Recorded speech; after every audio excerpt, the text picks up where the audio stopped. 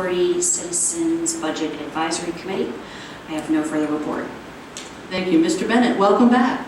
Thank you. Thrilled to be here. I think all of you current citizen appointees.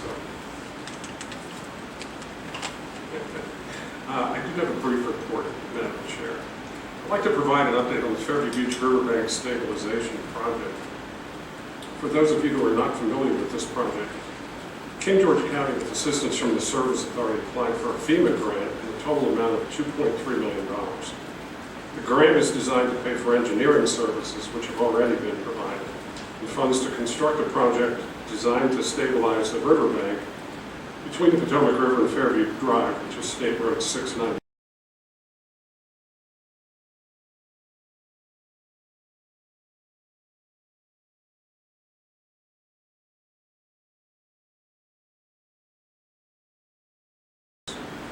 Schnabel Engineering, who was hired by King George County, submitted their engineering design to the Virginia Department of Emergency Management, and in turn submitted the design to FEMA, Federal Emergency Management Administration, some time ago.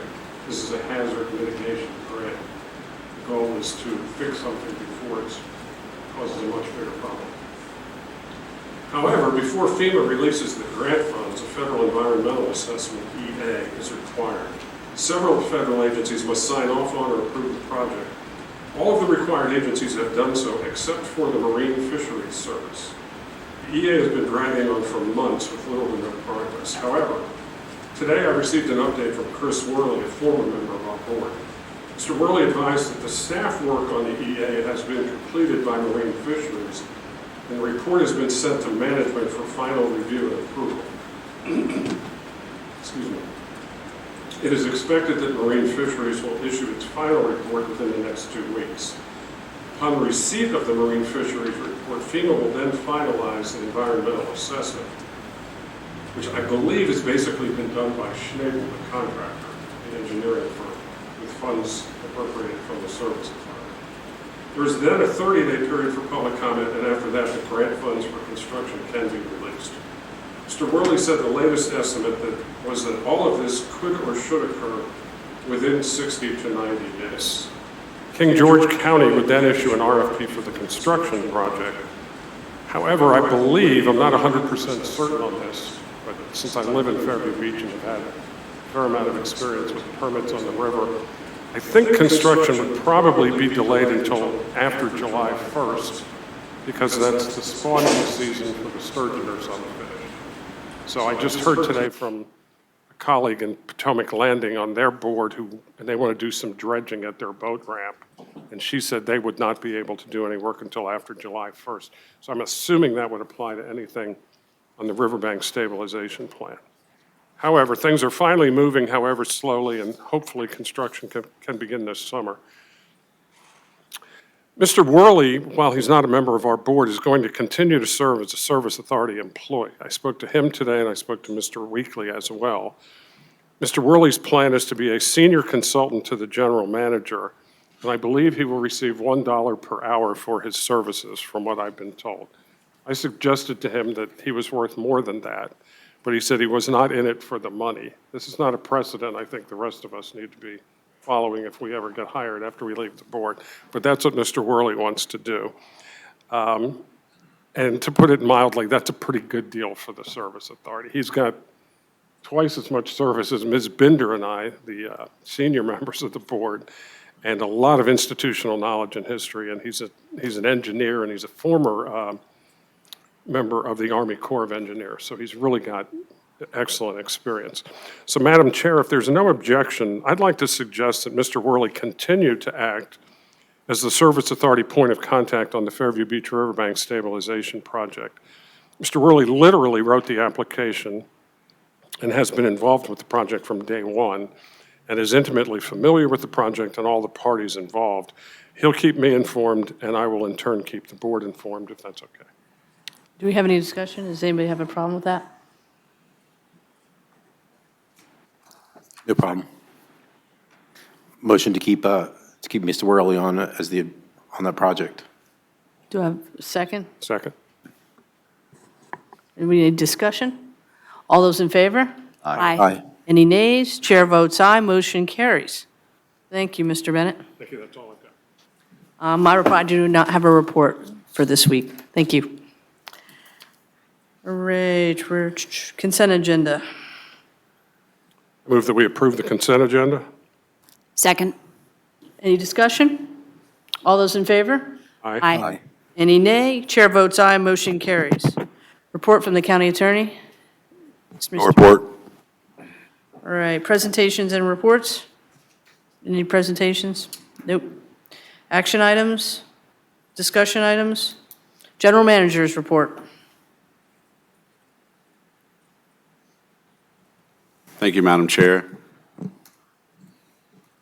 Just some information on the water side of things. Mr. Goldman, our water manager, and myself, along with Cheryl Stevens from Draper Aiden. Draper Aiden, their services is, are been utilized for groundwater withdrawal permits. And we had recently talked, I think I brought it up at one of the two meetings here recently, about the Dahlgren concern of capacity and the limitations we have under our existing groundwater withdrawal permit. If we're looking to serve more customers, there's about a 500,000 gallon per day delta between what we currently can withdraw versus what VDH says we have a capacity for. So we want to go down and have a conversation with them. There's been some early talks from, potential developers and so forth, and these things can come and go, nothing concrete, but we want to be readily available and planning on our side. So this is more of a planning phase. However, anytime you increase or modify that permit, there is a cost to it. So that will be earmarked in this year's budget when we get into budget discussions, but we will go down on Monday. We're actually still waiting. We provided follow-up to DEQ, I want to say back in October, for the Hop Yard groundwater withdrawal permit. That's still under review.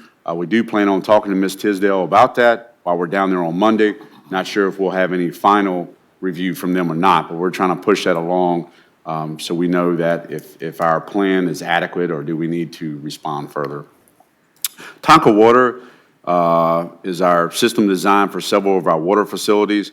They are coming out on the week of the 17th to evaluate those. So we know if the media and the filters, the life expectancy, overall system checkup. I don't know when the last time that was done, but Hop Yard, Oakland Park, Perkins Corner, Fairview Beach, all four of those locations have the Tonka water systems. And generally when you hear me say Tonka water systems, it's the filtration portion, but some of our areas also have the SCADA program that interfaces with those systems. So we want to have a health checkup and just see life expectancy and any monies we need to program this year. On the wastewater side, we've started installing some of our new remote monitoring alarm systems. This replaced, and I didn't put a picture of the old system. The way it's been done for years, it's an old phone line, and that's where the name AutoDollar came from. So you can plug in inputs, high-level alarms, pump failures, so forth, and that would call out. This is cellular-based, but it provides a lot of real-time data. It will also, you could either log in cloud-based to check status, but even if you didn't dial in, or I should say remotely dial in online, it sends you a daily report. So the manager can look at pump run hours, kind of make some early determinations. Hey, do we have a pump that hasn't ran in a while, or it's been running longer, and so forth. We believe this is an improvement, and if I know some of existing members who've been along for the project, we submitted a PER plan for the pump stations to DEQ and listed priority 1, 2, and 3 projects. Priority 1 had a lot to do with the alarm remote monitoring as part of the DEQ Class 1 requirements. So what you see in that photo to the left is our mission control box, which is the monitoring portion, and they also required an audio and visual alarm for the site as well. So that's the box to the right there with the police-looking light on top, or fire department light on top. So excited, we rolled out 2. We got a couple more programmed to get started, but again, we own about 35 stations, so we've got a few more to go. Yes, sir, Mr. Bennett, do you have any? I out of our 35 pump stations, none, as I recall, were in compliance with DEQ regulations. So the auto dialers and the remote notice, those are the least expensive of the fixes we have to make, which is why we made them priority one. How many of them, Mr. Weekly, did we have altogether that were in that category? Of priority ones, No, not priority one, but just Sorry. the most simple auto dialer kind of fixes, the fixes we can do in-house. we've got, it's just under 30 that need to be done on this system. A lot of them, what we're finding, and we even talked about this in some of our budget meetings today, we've been paying phone lines and finding out that they're not working, so we didn't have to pay for it. But there's under 30 that need to be addressed. And we're going to try to tackle as many of them that we can with this year's funding, the existing funding, but we realize we may have some carryover for July 1 to start purchasing and installing as well.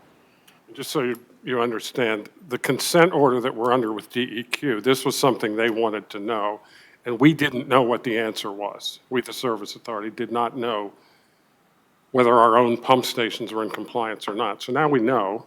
The answer's not good, they're not, but we're going to fix them all. But it's going to remain a part of the consent order. We're pretty much done with everything else that was in the consent order but pump stations. So as long as we can keep checking them off, I'm sure DEQ will be satisfied with our progress.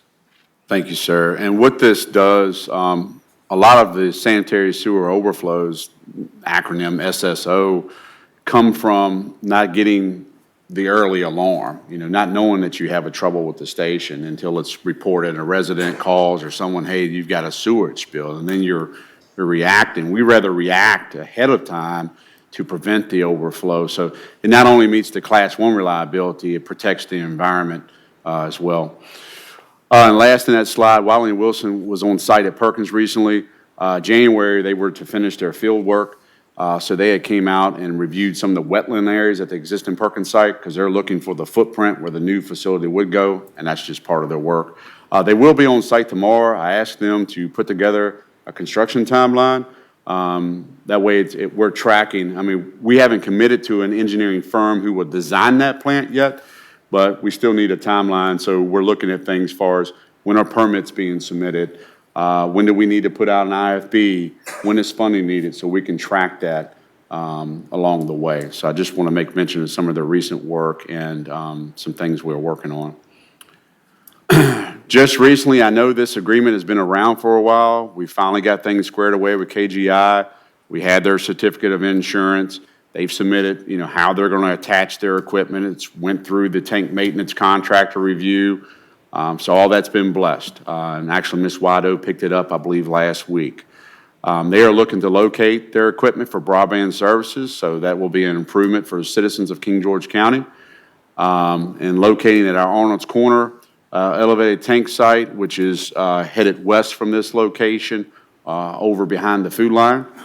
And Oakland Park, the elevated water tank that's in that subdivision.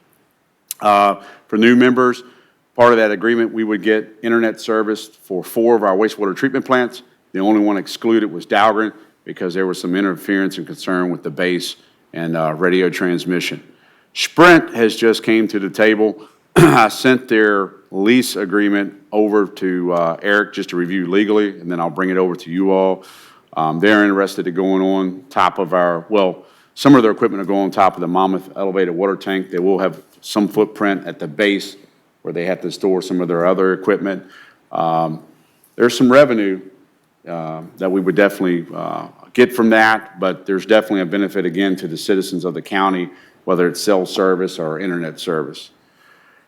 Yes, sir.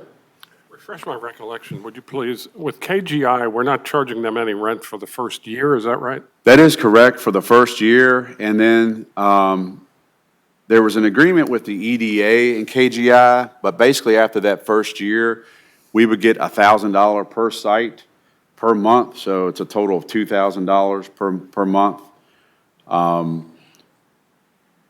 Yes, that first year is without rent. We will be paying the electrical portion, their equipment plugs in, but that's minimal. But that seems to be boilerplate with most of these agreements because that's how the Sprint lease agreement is written also. This was one of the few opportunities the Service Authority had to help the county with something. So we were willing to do that. KGI is a brand-new business. And we do get internet at 4 of our 5 wastewater treatment plants. With all the lab work and the testing that's done there, it's kind of amazing. At 4 of the 5, we did not have internet, so that's a big improvement as well. I just want to clarify, the agreement starts February 1st, so, for the year. Well, yes, February 1st, and they use the term commencement in there. I need to go back and see if that's tied to the actual equipment install, but there's a commencement date in there, but that was, yeah, February 1st timeline. And then I'll bring Sprint to you soon as, if, you know, flush that through Eric first and then bring that over to the board for review and then approval if you choose so. Also happy to report, and hats off to Patty on this. We did put in a claim. We had some storm damage. It was late August at Oakland Park and Hop Yard. What you see up there is what we recovered minus $1,000 deductible for each. So that's pretty substantial considering what we had to spend. Definitely Hop Yard, we were in pump and haul for about 4 days. So it was good to recoup those funds. She did a phenomenal job backtracking a lot of the stuff and getting those funds back. So definitely appreciate that. Madam Chair, that's all I have for my report. Ready? Before we move on, can I just make one comment about Mr. Weekly's report the last meeting, Yes, you may. since I was not able to attend that one remotely? I just want to commend him and Tim and Dean and everybody for getting us in compliance with all of our wastewater requirements for the year. It was nip and tuck in December. We weren't sure if we were going to make it or not. We had to have a good December. I don't know the last time we did that. It's certainly before I was on the board. And it comes with a fine from our grant funds if we don't do it. So kudos to you, Mr. Weekly, and to your staff. Thank you all very much for that.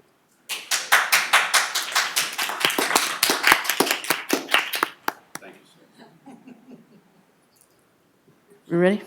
Yes, ma'am. I move that the King George County Service Authority Board of Directors convene closed meeting pursuant to State Code Section 2.2-3711A29 for discussion of the potential award of a public contract involving the expenditure of public funds, including the discussion of the terms or scope of such contract concerning wastewater treatment and facilities. Invited to attend the closed meeting as necessary are the general manager, the county administrator, and the county attorney because they are deemed necessary and their presence will reasonably aid the board in its consideration of the topics to be discussed pursuant to Virginia FOIA Section 2.2-3712F. Second. Any discussion? All those in favor? Aye. Any nay? Chair votes aye. We are in closed session.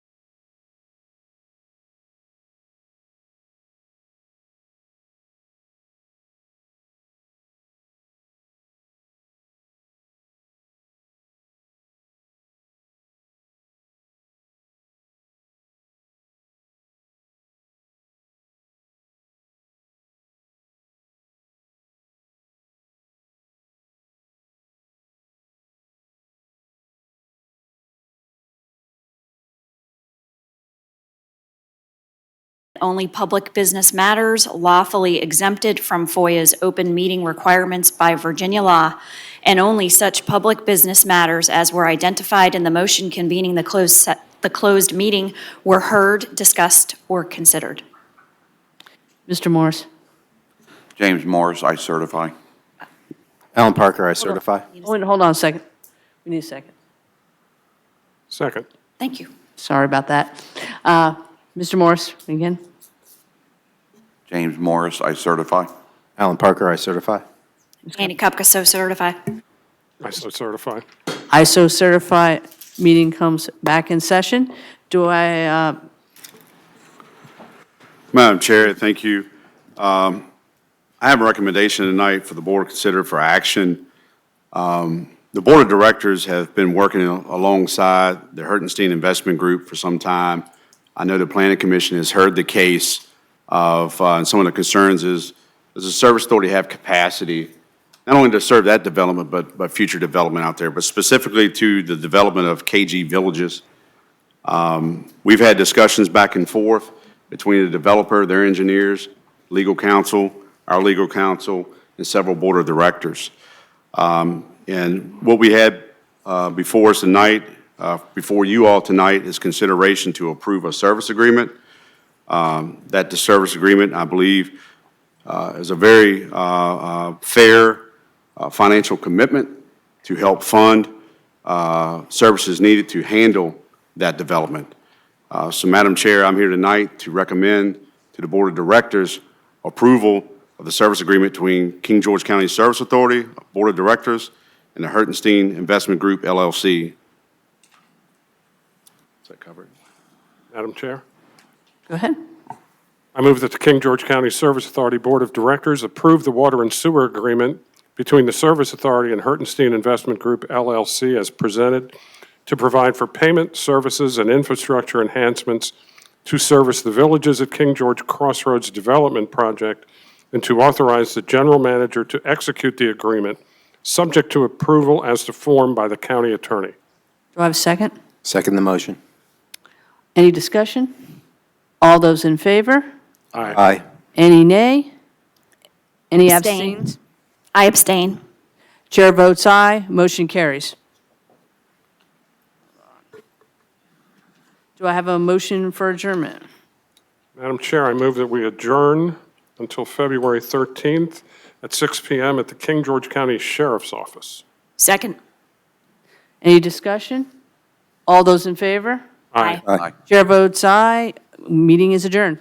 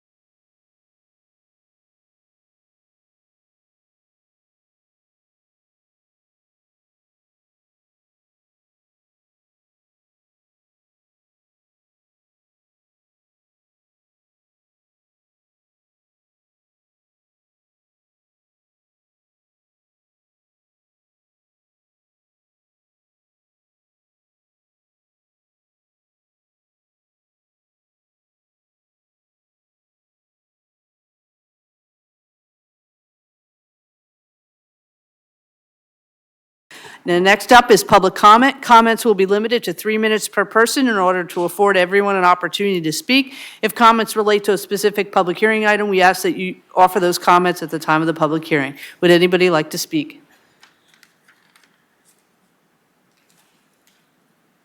Nobody would like to speak? Would anybody like to speak online? Do we have any correspondence? All right, then we will move on to reports from members of the board. Mr. Stonehill.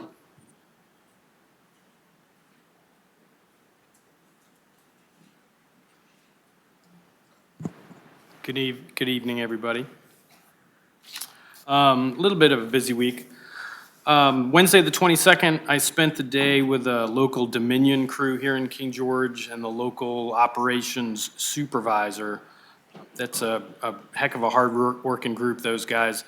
We spoke about a lot of things, also talked about keeping good relationships with the county and getting things done in a timely manner. If you do run into a problem with Dominion, they are really good. That's outside of paying your bill. If you can't get resolved, please reach out to one of us, and they're very receptive and willing to help. On Thursday, the 23rd, I attended our first quarterly networking breakfast, which was at the Smoot Library. King George's local business and local area businesses come together to meet and share ideas. Virginia Career Works was there to tell us about their services. They're a huge help to employers looking for workers and also people looking for work. They help out in many aspects of the career world, great resource for our area's veterans. While I was there, I met with our new senior account manager for Atlantic Broadband. He's new to the area, new to Atlantic Broadband, is very eager to learn about King George and our problems about getting more internet and better broadband to the area. He said he'll stay in touch with us to try to get things going here in the county.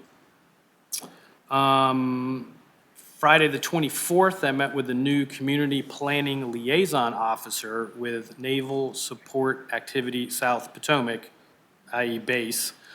Our biggest topic down there, of course, was traffic and how, if there's any way to alleviate some of it.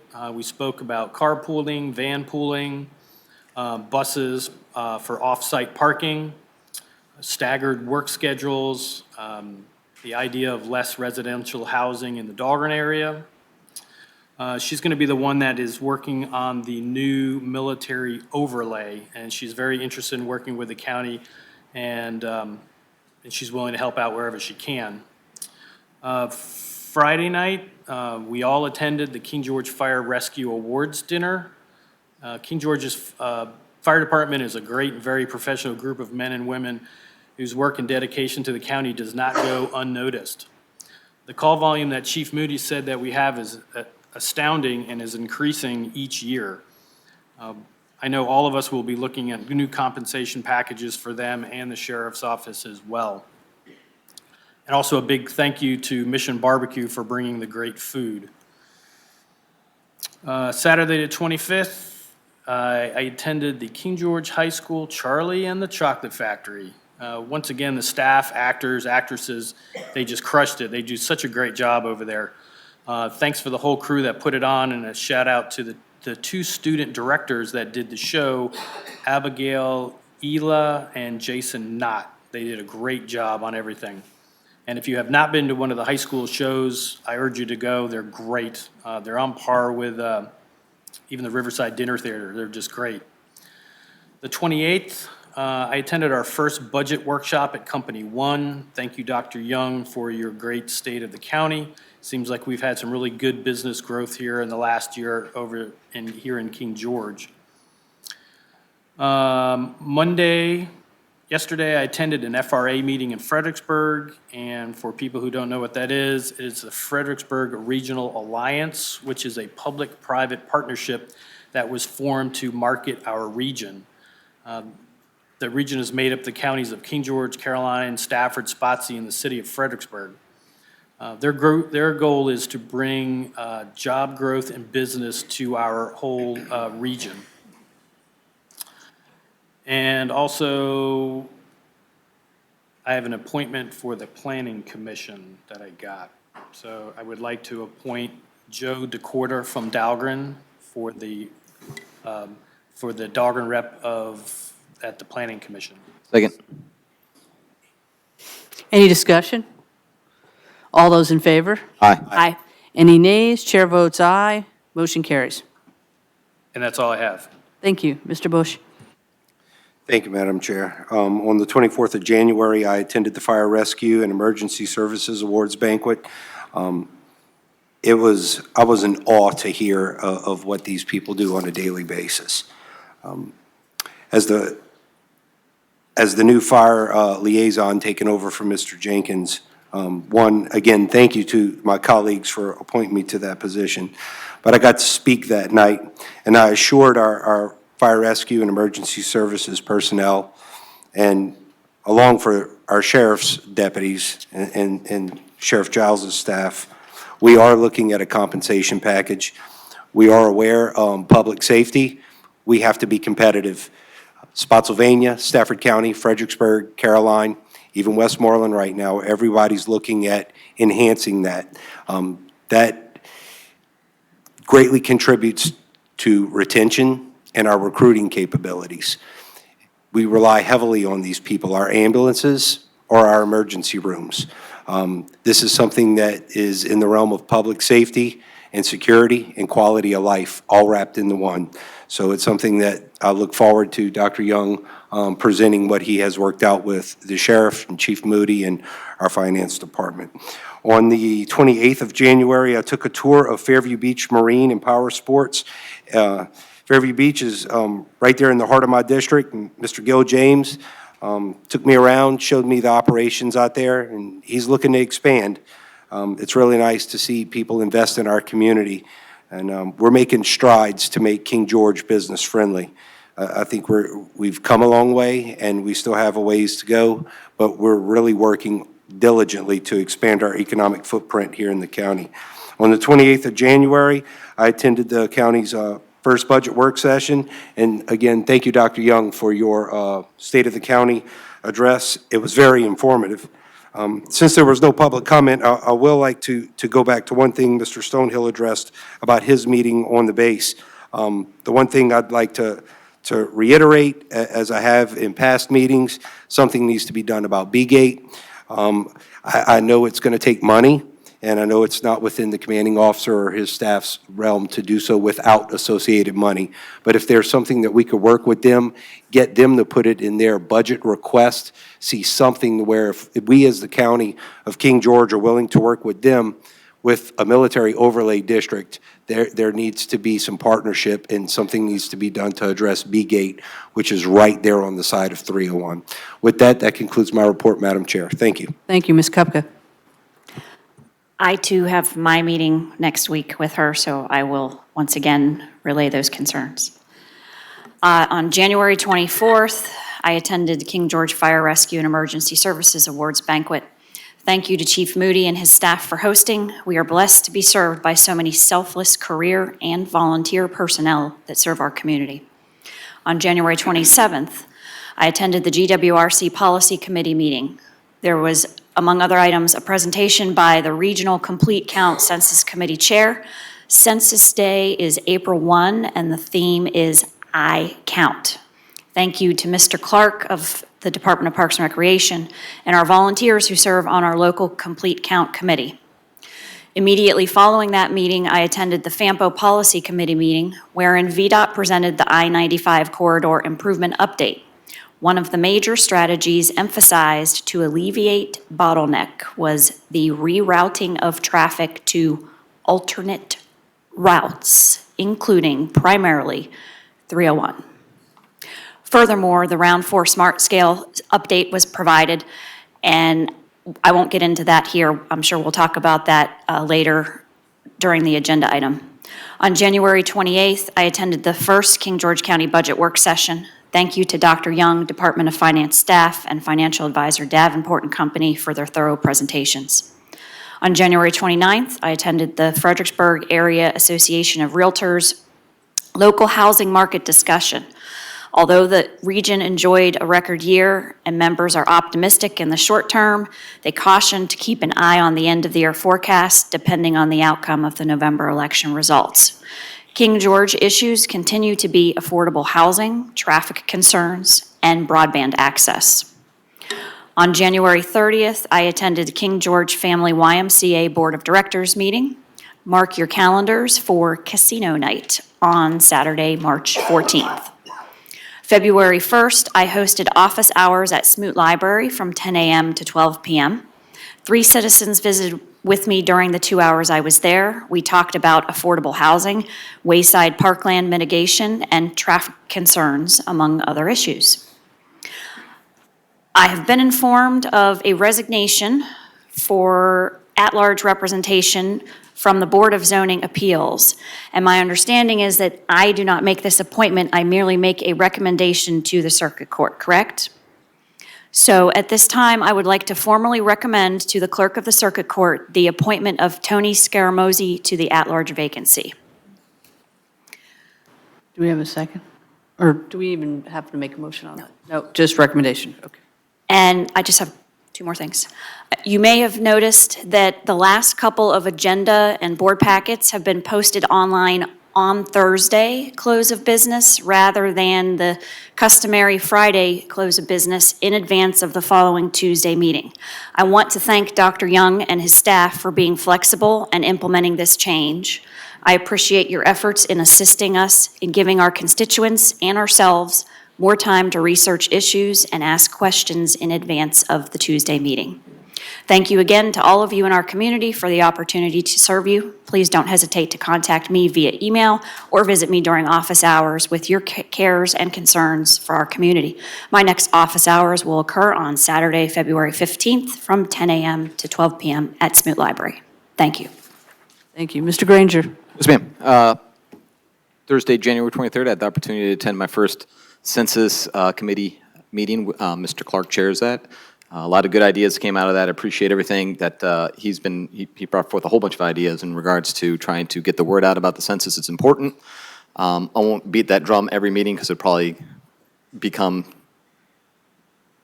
just chatter after a while, but it is important to make sure everyone participates in the census.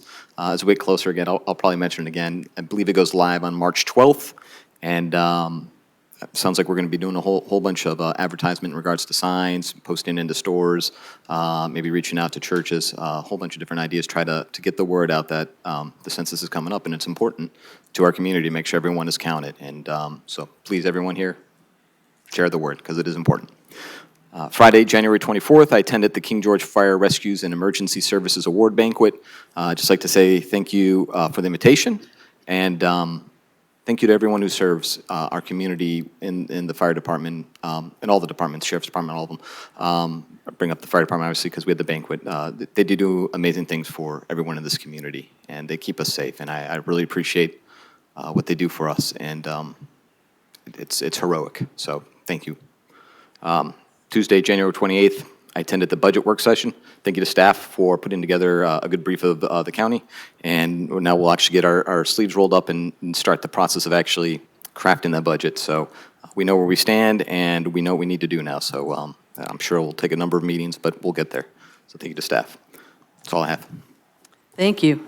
On January 22nd, I attended the King George Tourism Advisory Committee, and on January 23rd, 2020, I attended the King George Historical Society, where I came in and talked to them, and I have been talking, as many know, to all the museums about collaborating together so that you have a one-stop shop so that people can learn about King George history. So I came to talk about that. On January 24th, I went to the Fire and Rescue Dinner. As always, I always thank those who serve this community, not only in the military, but in our fire and rescue, EMT, and our police officers. Thank you. First meeting of GWRC on January 27th. I also attended that with Ms. Kupka. I learned about GWRC staff reporting review, smart scale applications, rural transportation work plan, and their smart scale application slots. There was also a presentation on GW Ride Connect, and they also had a representative from the United Way talking about the Regional Complete Count Committee report. And it is very important that everyone vote because that establishes our boundaries and our representation at the state and the federal level. If everybody's counted, then we know how many people, representatives at the state level, everything goes on who votes and you get counted. On the same day, on January 27th, they also attended the FAMPO meeting afterwards, where VDOT presented their I-95 corridor improvement update. And once again, as Ms. Kupka said, they were very plain, and they said 301 is being promoted as an alternative route. So what does that bring to King George is more traffic. They also presented the Lafayette Boulevard Transit Study update. And one other thing that came out of it that struck me was building things are easy, but operating and maintaining them is something else. They also mentioned the proposal at the end by the governor's office to eliminate the state mandated vehicle safety inspections, and how would that affect revenue for localities.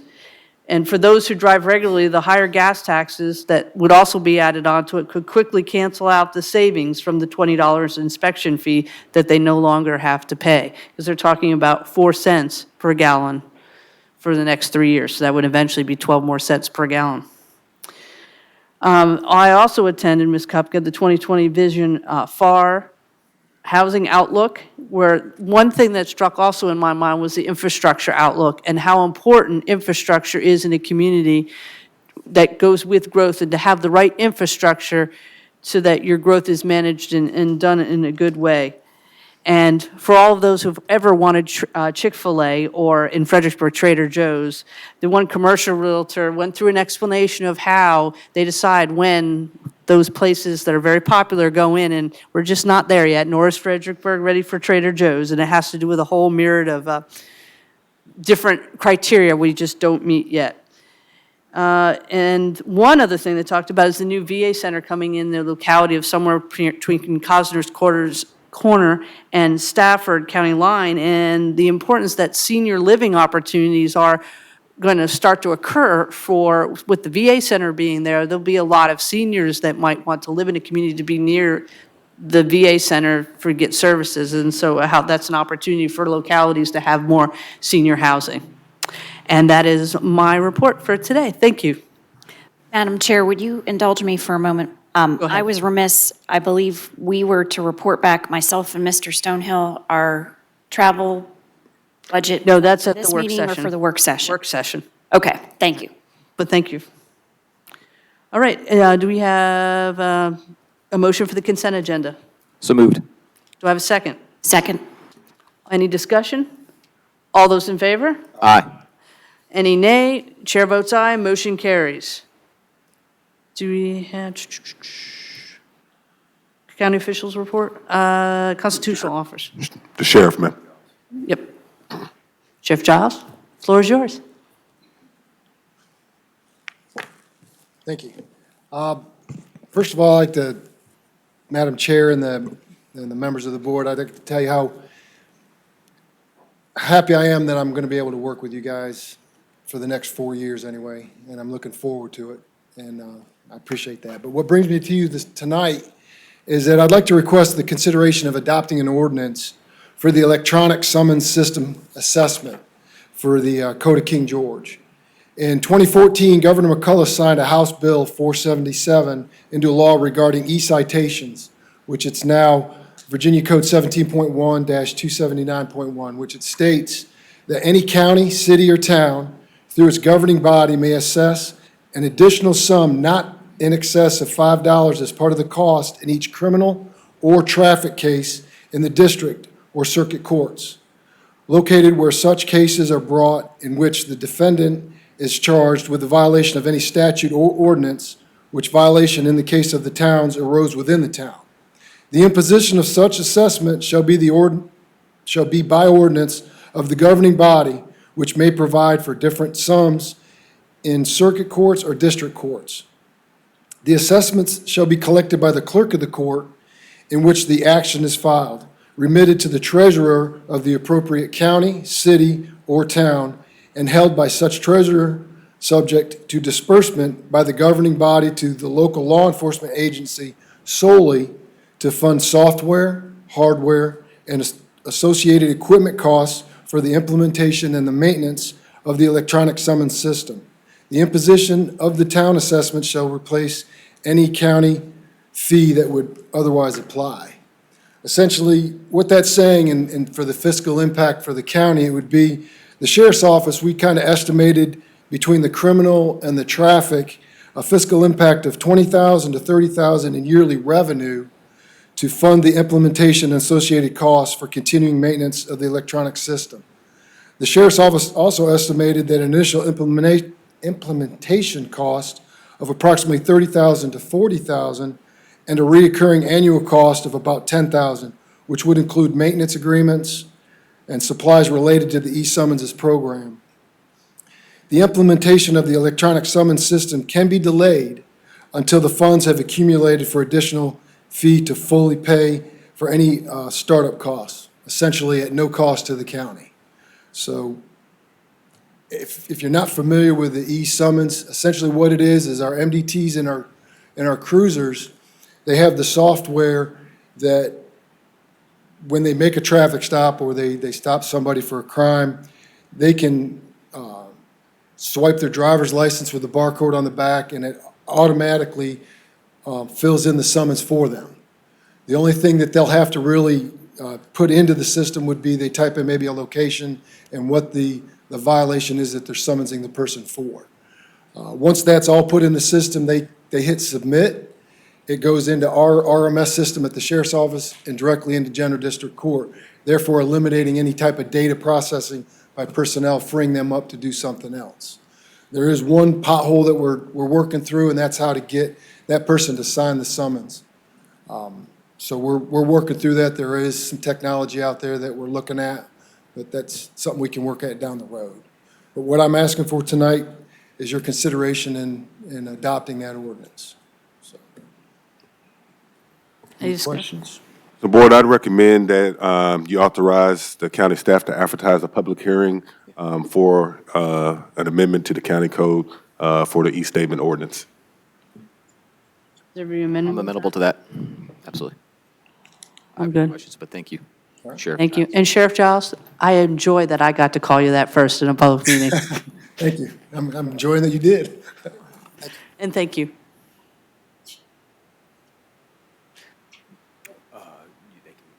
a vote to authorize to advertise a public hearing. Yeah, I need a vote on that. I need a vote on that motion, or recommendation, I'm sorry. Do you, is it just to hold it, or do you need the date? No, I just need the authorization to advertise, and then we'll get together and we'll work on the date for I advertising. move to authorize the county administrator to advertise a public hearing for the e-ticket ordinance ordinance. Second. Second. Any discussion? All those in favor? Aye. Any nays? Chair votes aye, motion carries. Thank you. County Attorney's report? Yes, Madam Chair. Thank you, Madam Chair. Madam Chair, members of the board, as you recall, at the last meeting on January 21st, you authorized staff, or you approved a resolution prepared by staff to express your support of legislation to authorize Virginia counties to exercise additional taxing authority equal to that of cities and towns. More precisely, that would authorize counties that do not presently have the authority to impose and collect taxes for sales on cigarettes, admissions taxes, transient room rentals, meals taxes, and travel campgrounds without limitation on the rate that may be imposed. At present, there are 5 bills before the General Assembly addressing in various ways those policy proposals. The most broad is House Bill 785, and that would address all of those authorities, would allow counties to have all of that taxing authority similar to cities and towns. The sister bill to that is in the Senate. That's Senate Bill 484. Both of those bills are presently in their respective committees. And they are probably going to be, well, one of them is already being recommended to be reported to the full body. The other one is likely to be reported. Ultimately, those bills are similar, so they'd probably be rolled together. There is another bill was continued to 2021. That probably will become moot because I believe, if you read the news reports and the intelligence reports that we get from the General Assembly, this legislation is likely going to be approved. Now, you know, I got to caveat that. You never know what might happen down there, but it's heading towards likely approval. We're cautiously optimistic about that at this point. Senate Bill 852 was passed by indefinitely, so that bill failed, but that's okay because the other bills cover that ground. And there's another bill, Senate Bill 921, that is presently in committee. That would only authorize counties to impose the cigarette tax.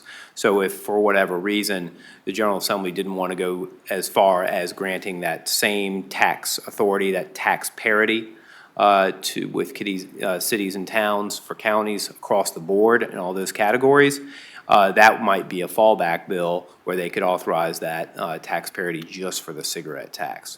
So we're monitoring that legislation. We are actively working with VACO and VML in support of that legislation for King George County and for other clients. So I wanted you to be aware of that. Your resolution was received well by VACO and very much appreciated. What I might suggest is to follow through on that is to send that resolution directly to your legislative delegation with a letter to accompany that, similar to the letter on that same topic that was sent to them in 2019 around the same time. So you have that before you, the 2019 letter. If so authorized, I could work with Neiman to form up that same letter, basically in substance, to submit with your resolution to the legislative delegation, just so they know what your position is on those various bills.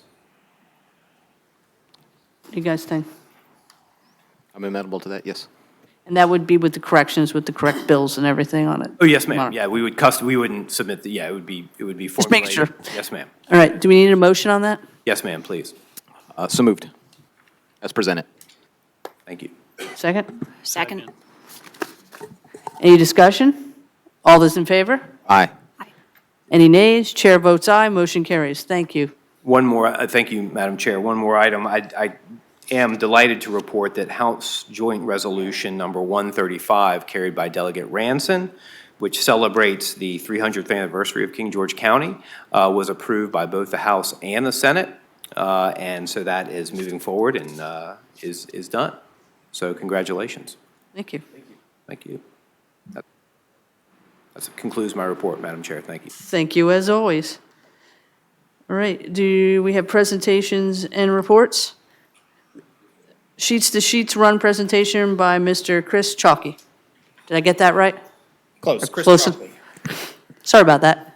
Good evening. I was here a few months ago, and I gave you an informational briefing on the 2019 Sheets to Sheets Run. So I'm back tonight with an important and specific request related to this year's event. So I'll get to that in just a second, but first let me bring you up to date on the changes this year.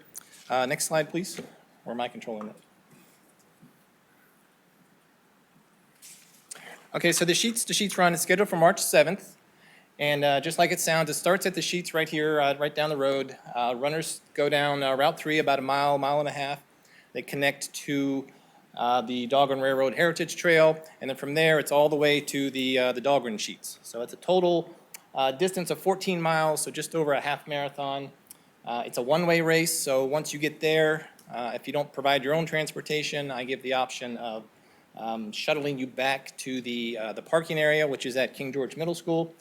And that's an important point, so I'll come back to that in a second. The event itself, it's not competitive, it's not timed, it's really just a fun, laid-back event intended to get people outdoors, to get people enjoying the trail many times for the first time. Many people have never been on the trail before. It is also a charity benefit event. Last year we benefited Ainsley's Angels. This year we are benefiting primarily Sheets for the Kids, but also the rail trail. So Sheets for the Kids, I've committed to donate 50% of the race proceeds to this charity. So this charity is, even though it's the corporate charity for Sheets, so it's a large charity, it has a very local feel. So what they do is every Sheetz store will sponsor 16 children from that immediate area. So with 3 stores in King George, that's 48 local disadvantaged children that benefit. And they benefit primarily through, they receive clothing and toys and basic necessities, especially around the holiday time. So that's where most of the charitable donation is going. Also supporting the Friends of the DRHT. Of course, they're our host for most of this race. We appreciate that, so we'll give a donation there in support of trail maintenance and their trail programs. So a quick history. This is the 3rd year. In 2018, it was really just a meetup, a word-of-mouth sort of event. 24 people showed up. Last year, we promoted it a little bit of advertising as an Ainsley's Angels fundraiser. Again, very successful, over double the participants with 60 runners, and we raised over $1,500. Now this year, again, changed it up a little bit, made it more of a professional event, meaning we have a new website, sponsorships, that sort of thing, and it immediately sold out within 3 days before I could even advertise it.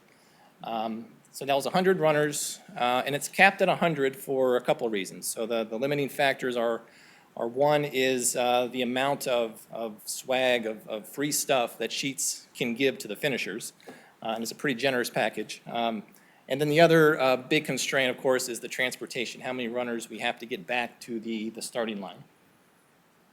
And it sold out right away, and I already have over 90 people on the waiting list. That light blue box, by the way, at the top, we'll talk about that in just a second, but if I'm able to add 50 more, open it up to 50 more runners, then we're talking 150 total this year. So where are these people coming from? Every dot on the map shows one of the 100 participants. So not surprising, you see some in King George. It's only about 8 to 10 in the King George Colonial Beach area. Not surprisingly, there's a large contingent from the Fredericksburg area. And surprising to me, at least, new this year is it just went crazy in Northern Virginia. It got mentioned in a few running groups and certain Facebook groups, and just took off in the Northern Virginia area. So we've got runners from ranging from Baltimore all the way down to Wilmington, North Carolina, coming to this event. All right, so that's the background. Now, why am I here? So with that overwhelming support, and you saw the map of where everybody's coming from, and because they're coming from out of the area this year, my transportation is insufficient. So I've spent countless hours exploring every avenue I can in the county. What I've ended up with is Dr. Cottrell's van and Shiloh Baptist Church's van, and that's about it. And that's not going to cut it with, right now, 100, maybe 150 runners, and most of those runners, 80% on my sign-up, were opting for my transportation. So those are some of the avenues I've explored. Now, the obvious solution, I believe, would be a school bus. So if I had a school bus, if I rented a school bus, that would solve those problems. I did speak with Dr. Benson, and he was in favor of the idea. His only concern was the setting a precedent. You know, as you can't just rent school buses to anybody who has an event or who wants a school bus. Now, he said if it is an official county-sanctioned event, if it's, for example, one of the 300th anniversary celebration events, or a Parks and Rec event, or whatever it would take, that he would be on board. But it has to be an official county event. So that's why I'm here. I could rent, I could rent a charter bus. I mean, that is an option. You see the numbers there for $600. But if you look at my budget, you see that that's not really an option. This is really a community outreach event, certainly not a money-making venture. So because I keep the cost so low to attract more people, and because I'm donating half of it to charity, there's really not much left. So the charter bus route is not a viable option. So I believe that if this event itself, especially partnering with the school system, really benefits King George in many ways. If I had the school bus, it would give me the capacity, back to that chart with the blue part at the top, I would be able to add 50 more runners to the event. So that's a 50% increase. So that would bring 150 runners now to King George and to King George's restaurants and to King George's gas stations and hotels.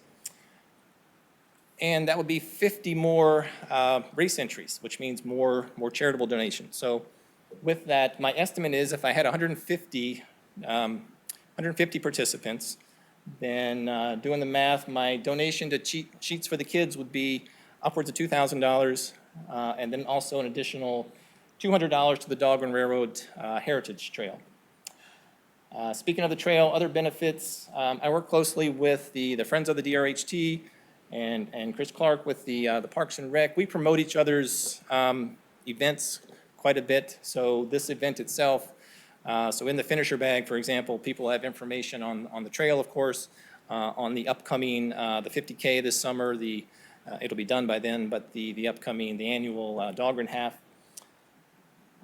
We also raise awareness of Ainsley's Angels and their mission of inclusion. So joining us at the start line this year, we'll have two wheelchair-bound athletes. So we'll have a young lady from Washington, D.C., and we'll have I believe, a 9-year-old boy from Stafford. And for both, it'll be the first time that they've been able to go on a trail. So they're joining in the race just like with 98 others. Of course, it raises awareness through social media of the 300th anniversary.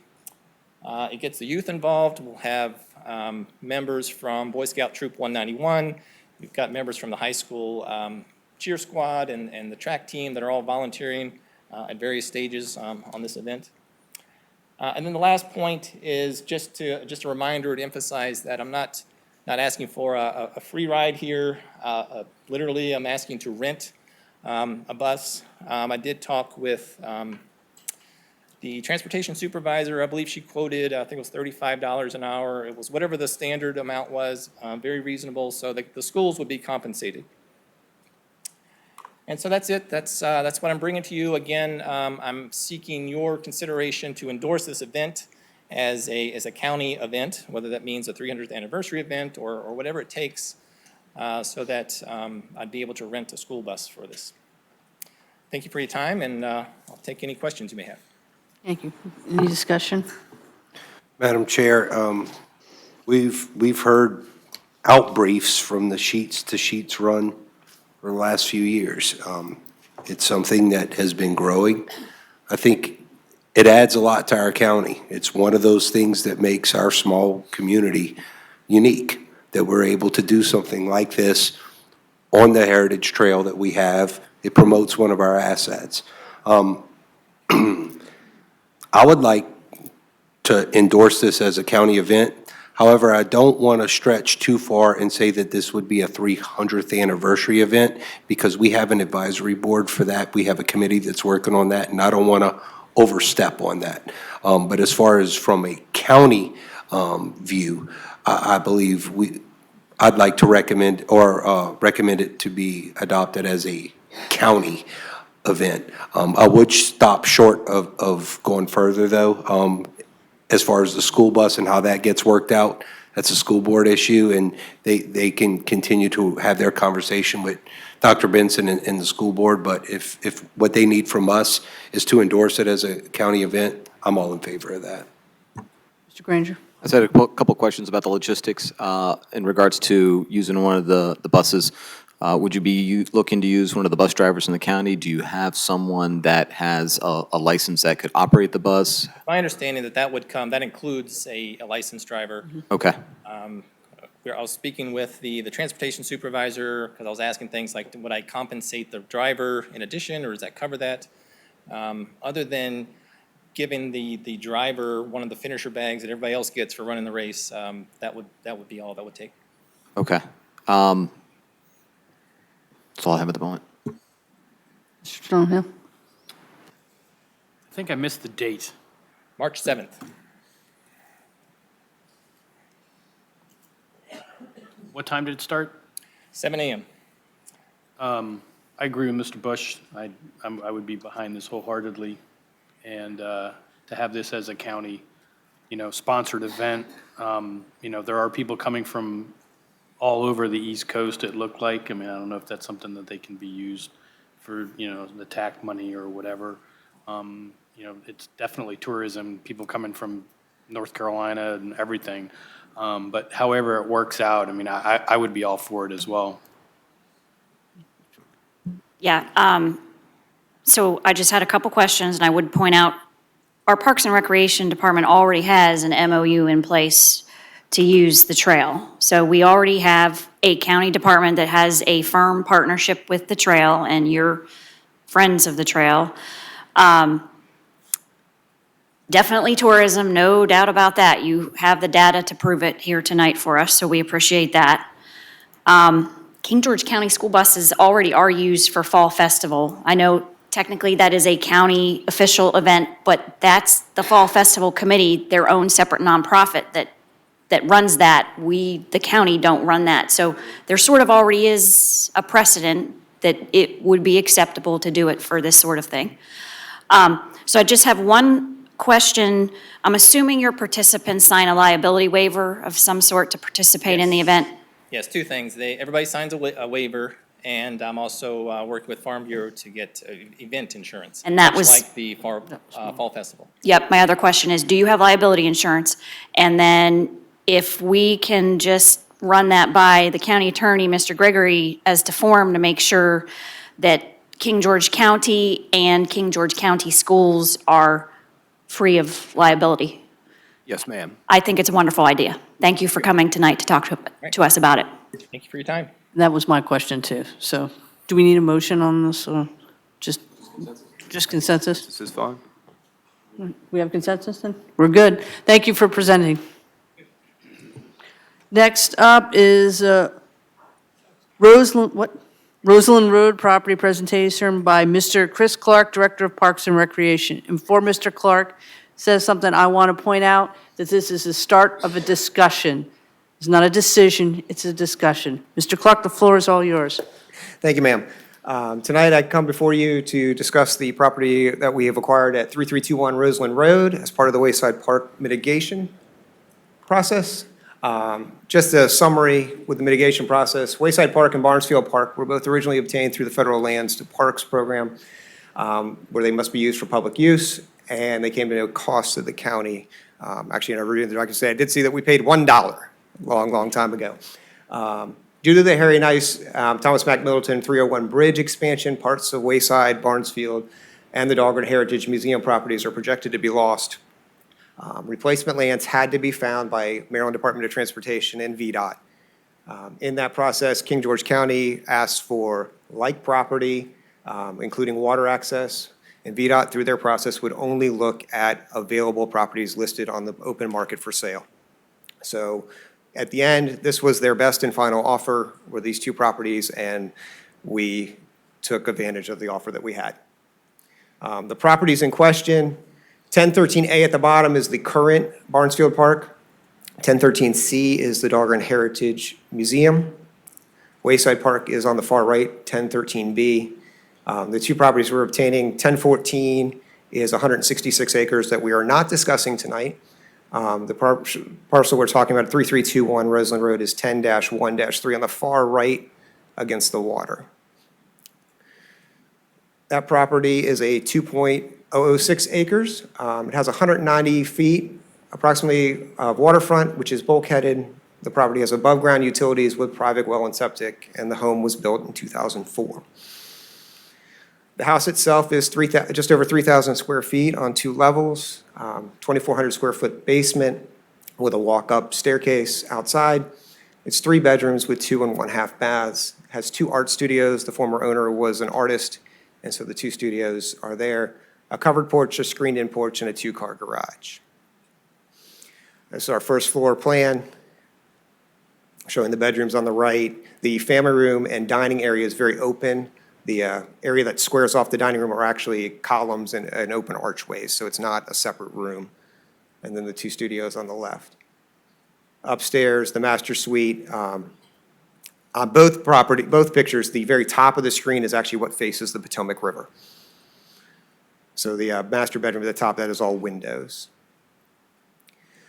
But while we're here tonight, on January 15th, we had an exploratory meeting between the Darwin Heritage Museum, the Ralph Bunche Alumni Association, and the King George Historical Society to discuss the possibility of utilizing this property as a museum where all three entities would have ability to display works.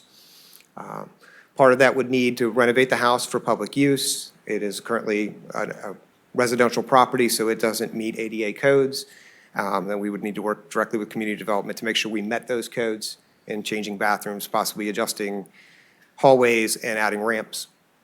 We would look to partner with the three entities, the Heritage Museum, the Alumni Association, and the Historical Society to have displays displaying our history. And we would need to create a plan of supervision with these partners to keep the museum open on a regular schedule. One of the promises that we have talked about with the residents of that area is that we will have a staff presence there as regularly as possible to make sure that we keep the neighborhood as safe as possible. That staffing schedule might involve volunteers from the partnered associations, or county staff. Additionally, on the property, it being water access point, we would have the ability to do kayak or stand-up paddleboard rentals. There would be some need to do some improvements to the water access points to get those kayaks and stand-up paddleboards in. That picture shows a little bit, the access is beyond those three trees, and it's not the easiest walk down, even by foot. To do it with a kayak or stand-up paddleboard or canoe would be a little more challenging, so we'd need to work on that. And then depending on the facility space remaining, be able to host small instructional classes for Parks and Recreation or meetings. Tonight, the request would be to have you as the boards advertise a special town hall, a special meeting of the Board of Supervisors, preferably at University of Mary Washington Dahlgren, so that we are in the neighborhood. We'd use that meeting to collect and gather public feedback on the proposal, in addition to collecting other ideas for the use of the property. And then following that town hall special meeting, allow the staff hopefully to work with the Dahlgren Heritage Museum, the Ralph Bunche Alumni Association, and the Historical Society on either an MOU or an MOA for use of the facility.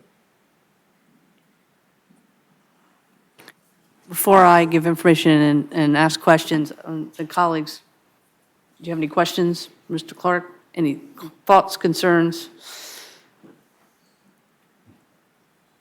Who wants to go first? Mr. Bush, I know you want to go. Thank you, Mr. Clark, for coming here tonight. So first off, I'd like to thank Ms. Bender for addressing this head-on earlier, that this is an opportunity for discussion.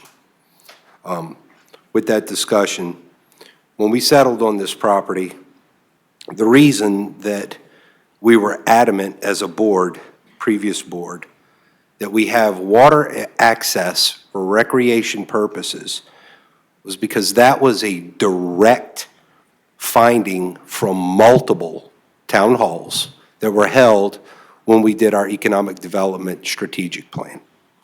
That was the idea behind obtaining waterfront property.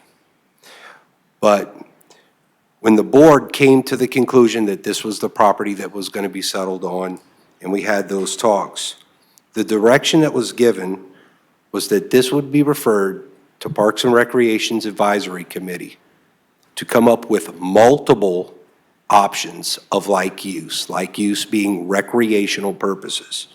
The only thing I saw in the presentation was a sidebar discussion about paddle boards and canoes. There were other ideas that were thrown out by the previous board, but the presentation tonight, even with the last slide, talking about a memorandum of understanding, I think we're putting the cart a little ahead of the horse. The plan was to get a recommendation on multiple options from the advisory committee to bring to the full Board of Supervisors in a work session environment, and for us to have a discussion and come to a conclusion of how we would best utilize the property, having that input from the advisory committee.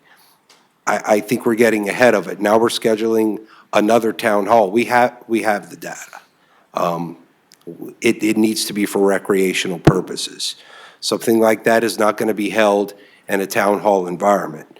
I think we need to do our due diligence with the committee we have, get their options for uses. We all have our own ideas of what that use may be. I'm not saying this is a bad idea. I'm saying this might be something that comes into play if other things don't pan out. But I think we need to at least come to some kind of discussion so that a town hall isn't chaotic with people throwing things out there saying, well, we have a plan, we have a plan. People have ideas, but you don't have a plan unless you know how to pay for it. If this thing were a museum, let's say, it's not being rented out, how are you going to pay for maintenance and costs? This is now a county asset. Eventually, it's going to need shingles, plumbing, electrical, yard maintenance. All those things cost money. And another question is the Dahlgren Heritage Museum that's out by Wayside, is that building still going to be intact when this bridge is completed? I know the initial thoughts were that it was not, that we were losing that property. But then after things got worked out, it looks like we're retaining that. Is that correct? It's remaining in place, sir. So we would still have Dahlgren Heritage Museum, which would be closer to 301. I appreciate the presentation, but I would like for us to stick to the original format of Parks and Rec Advisory Committee bringing us options on multiple recreational uses and having a work session that's accessible to the public and the Board of Supervisors discussing what we would use this property for. That's my opinion. Next.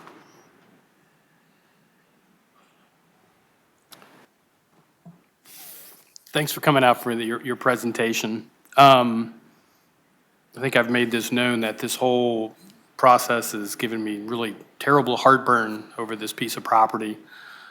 Since that's the district that I represent now, every single person that I've spoken to has been against this whole piece of property taking in this neighborhood. The families have been on that road for hundreds of years, and now they're going to have a county park right in the middle of their neighborhood. I don't like anything about it. I don't like the way that it came about. I don't know how much time you've spent down at Wayside or Barnesfield or on the river at that part of the time, especially in the summertime when the prevailing winds are out of the south. So the wind starts blowing at Blackstone Island and blows all the way up, so it fetches all the way up and it basically hits the shoreline over there. It's not what we're looking for a piece of waterfront access property. You know, I guess we have it, so my whole concern would be to lessen the impact on that whole neighborhood, however we do it. I don't know how to do it, but my whole goal right there is not to, you know, have that whole neighborhood just be in an uproar because of what we've done there. The museum, you know, I think that's a lesser impact, I think, than having it open as just a place to go hang out and party. I just don't think that, you know, a lot of people have spent as much time down there as the park foreman or the Carabats that live right next door, or some of the other families that have been there for years and years and years, including myself, that sees what goes on down there. So my whole goal is to lessen the impact on that neighborhood. So, you know, we need to come up with more ideas on it. Thank you, Mr. Clark, for your presentation. I would say I would like to hear from your advisory committee, because that is part of their responsibility, is to advise you, advise us. So I think it's premature to move forward with the other steps here before we really hear something from them. I agree with Mr. Stonehill. My family has used Wayside Park for a number of years. I helped plan a school field trip a couple years ago, and those kids collected 27 bags of trash that day. So I think inviting that into that neighborhood, we need to be very cautious about how we go about doing this. And frankly, Mr. Stonehill and I inherited this. We weren't on this board to make this decision, but we're stuck with it. So I think we need to slow down and press pause. So I do want to hear from your advisory committee before we move forward with anything further. Yes, Thank ma'am. you. And I can tell you to date, they have not. We have discussed this at multiple meetings since the idea first came on board in August, and they have not come to a consensus. Okay. Recommendation. And then the other thing is, I walked around the property on Sunday just to get a lay of the land, but I have not seen the inside, so I am looking forward to meeting with you next week to have a tour of the actual building. Thank you. Mr. Clark, thank you for coming out. I appreciate it. So you've said the planning, or the Parks and Recreation Committee has discussed it. Yes. Just hasn't come to consensus. Did they share that they were interested in holding a town hall to generate ideas from the community, or was this kind of your idea saying, hey, we don't seem to get a lot of traction, let's see if we can go a different route to try to get some ideas? When we had Ms. Binder's last town hall at UMW Dahlgren, the discussion was made that night about having a distinct town hall in each election district. Okay. And so in discussions leading up to this project was the idea of possibly just doing one. In that case, with the committee having looked into this and not come to a decision on what to bring, I don't think it's necessarily a bad idea to hold a town hall to generate feedback from the community, because the community is the one who this is going to be benefiting. And I mean, Mr. Bush brought up the MOU, but that's not until after you have the town hall and staff works with the associations to generate an actual plan to bring forth and then bring an MOU. So I don't think that we're looking to do an MOU like tonight. I think we're just really trying to come up with, trying to help this committee to generate ideas. Everyone up here has seemed to have some concern, and I can appreciate the sensitivity of this issue. And so, it might be helpful to have the public come out and provide a range of ideas. I'm sure we'll get some good ones, and we'll get some that just won't work because, but it's important. Just throw everything we can at the wall and see what sticks. That's my take. Thank you so much, and I appreciate all of your comments, but I'm the one who came up with sort of this idea to have the special meeting. I had the town hall on December 10th, and the whole point was to go in, I promised the community when we could talk to them about what happened with the land mitigation, we would. And I made a promise to all of those residents that night that we would involve them in the process. And this was my attempt to involve them in the process. We have a special meeting in a town hall where all the residents of the community and all the citizens of King George can come and give their ideas and their feedback on this is just one of many ideas. And the other point is there's a lot of misunderstanding and a lot of opinion that we could do a lot of things with this property that we cannot. When that land we acquired in 1972, there were covenants on the property. I did say that correctly, Mr. Gregory. And those covenants, once the land was finally transferred this month over to the bridge project and we got the new property, those covenants transferred from Barnesfield property and Wayside Park to the house and the other piece of property. So those covenants still remain, and the covenants are pretty restrictive. We cannot sell the house. We cannot move the house. All ideas that have been put out there.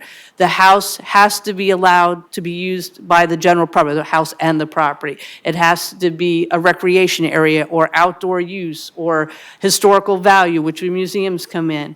I mean, for one thing that we could do for outdoor recreation on it with the museums is we have fourth grade students that learn about Virginia history. And what an amazing area and all the history that has occurred in that area. And we could bring those students there to have interactive and living histories on the property to show Matthias Point, the Barnesville Plantation, the Indian tribes that were there. It's just a unique piece of property. And the museum was such a good, low impact to the community. I mean, nothing's perfect. As I said, I wish I could wave a magic wand and make it all go away and not happen what happened, but we can't. And I thought this is a way to start the discussion, to have everybody involved in it. And now that we officially the property has been transferred, correct? We now could have our Parks and Rec Committee and the museums now be able to go in the house and look it over and come up with ideas where we couldn't before because we did not own the house. And one other thing that was discussed in these collaboration agreements, because all the museums, minus this property, want to work together to promote King George history together as unity. And they mentioned that as a unit and as a group, they can apply for more grants. And they can get grants to help renovate the interior of that house and to maybe finish the basement to be a climate-controlled storage, because all of our museums and the artifacts that are being dug up at the Barnesfield site, we have no climate control to house these items. So they could be taken from everyone's houses and wherever they're located and brought to one site and stored and have our history preserved. And I know I'm on a soapbox right now, but as you all know, I'm very passionate about history. But it also, Mr. Clark also mentioned to me that he has talked to some people from the National Park Service about agreements so that we could rent out the space to rent kayaks, have another group, correct? You probably could say it better than I am right now.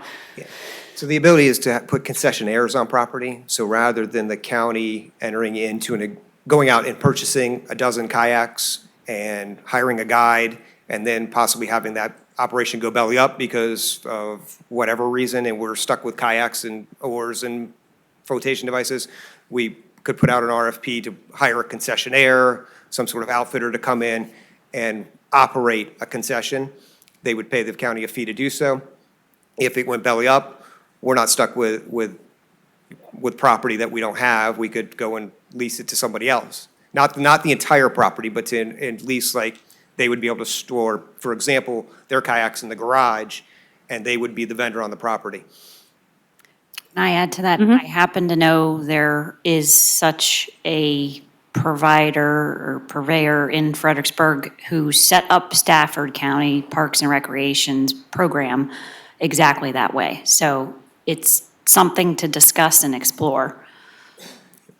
And the last point I would like to make is another promise that we made at the town hall, and I've heard for residents, are you just going to leave it abandoned like other buildings in King George? And this is a way to make sure that that building is maintained and it has a presence, and there's not a lot of people just loitering around. I don't know how we do that. We would have to come up with discussions.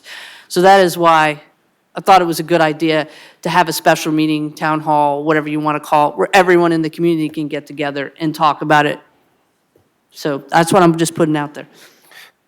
So thank you for bringing up, you're talking, expanding a little on the kayaks. However, I understand Mr. Stonehill's point. He represents that district, and nothing negative to say about what he said. He's doing his job. My job's a little different. I represent Jameson Road District, and I'm looking out for my citizens who want more recreational activities. So with that, a lot was brought up about people loitering and after hours, but whether it's a museum or whether it's a Parks and Rec office, at night, that property is still going to be there on the water. So if somebody wants to walk over there, they don't care if it's museum property or Parks and Rec property, they're going to walk over there. If people are going to trash it, they don't care what type of activities taking place there. One of the ideas that was initially kicked around, since we're starting the discussion, was relocating Parks and Rec offices. Now, not scrapping the Citizen Center. We need that. Actually, the Citizen Center brings in a lot of revenue to the county and funds a lot of Parks and Rec activities. But your offices are there. If we took the offices out of there, Parks and Rec has a problem of storage. At least that was brought up previously. You'll free up storage at the Citizen Center, so we don't need to lease new space or get Connex boxes. The storage could be utilized at the Citizen Center. And you could base your operations out of that house. It could be fitted for office space. That way, we have a guarantee that it's manned during the day. There's always a county official presence there. You could rent out the area for people that want to host family reunions, that want to have crab boils or something in the backyard, you know, and still seasonally run the canoes. But we would always have that presence there. And by renting it out, we'll be bringing revenue in to Parks and Rec, and that could pay to maintain that property. because there will be maintenance costs associated with that. So there are other ideas. It's not that I'm absolutely opposed to the museum idea. I just think there's other uses that can work to the benefit for the whole county. So that's why I would like to see that discussion continued and maybe hit pause a little bit, but that's where I'm at. Mr. Stone, you were first, so. I just want to make sure, no matter what we do, when we have these town halls or other meetings, that we get citizen input, period. I mean, that's my major, absolute major goal, especially from the folks of Roseland Road. I mean, they're the ones who are most impacted by all this. You know, we're stuck with this property. And I want to make sure that those guys are absolutely included in everything, bringing the ideas and bringing everything to the table, because like I said, you know, they're the ones who are most impacted. I concur. So what I'm hearing, we're not going to decide anything tonight, so why don't we have Mr. Clark get his advisory committee's recommendations, suggestions, even though they don't have a consensus, come up with everything they could possibly see, and they can be part of the presentation at the town hall. I'm not sure that we need 5 town halls to achieve this. I'm thinking maybe just one. Special meeting. Yeah, but we have them lead kind of the discussion, and we go from there. And that way, the citizenry is allowed the opportunity to comment as well. That's the whole idea with this. This could be in a month, 2 months, I mean, whatever you guys feel. With that, for the Citizen Advisory Committee, how long would it take them to? Yeah, I think my heartburn is the third step there. The third bullet point kind of assumes that that's the direction we're going in, and that's why I said let's press pause. That's why I said, just the top one I was talking about. Because you don't want to leave the house vacant for a long period of time. So the first one starts at, that could be a month, I don't know how long it would take your advisory committee. The committee meets the third Wednesday of the month at 6:30 at the Citizen Center.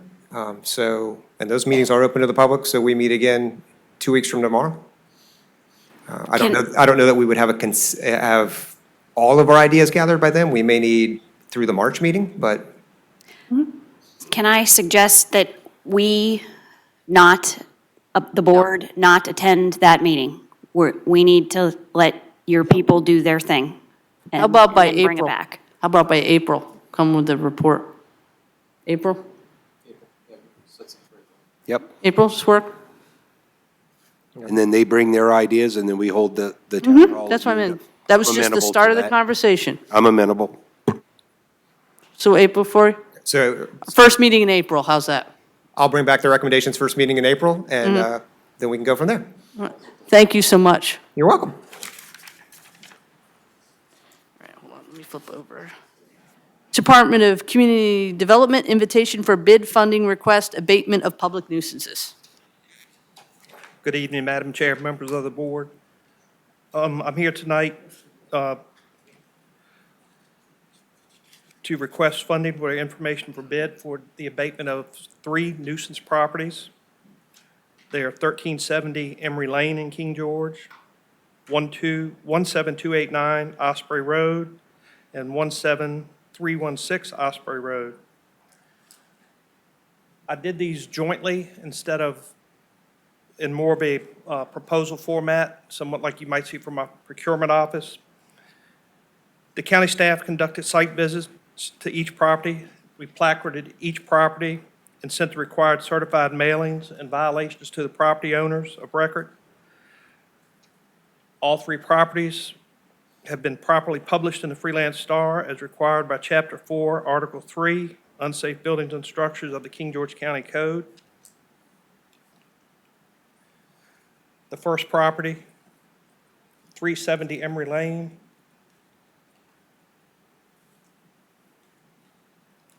No laser, oh, there we go. It's in red. This is 218, headed towards Fredericksburg. This is the county line. This is Emory Lane, this drive here. This property is fire damaged. It was placarded by King George Fire Department in 2007. It's remained in this condition since then. The house is abandoned. The property owners of record are deceased.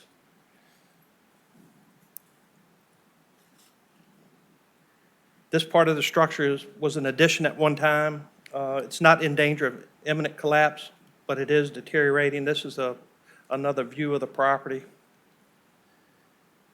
And what we're seeking, the county is seeking to do, county staff wants to request is to have this property boarded up and secured, not demolished. The second two properties are on Osprey Road. They're bisected by Osprey Road. It's one property. It actually has two separate structures on it.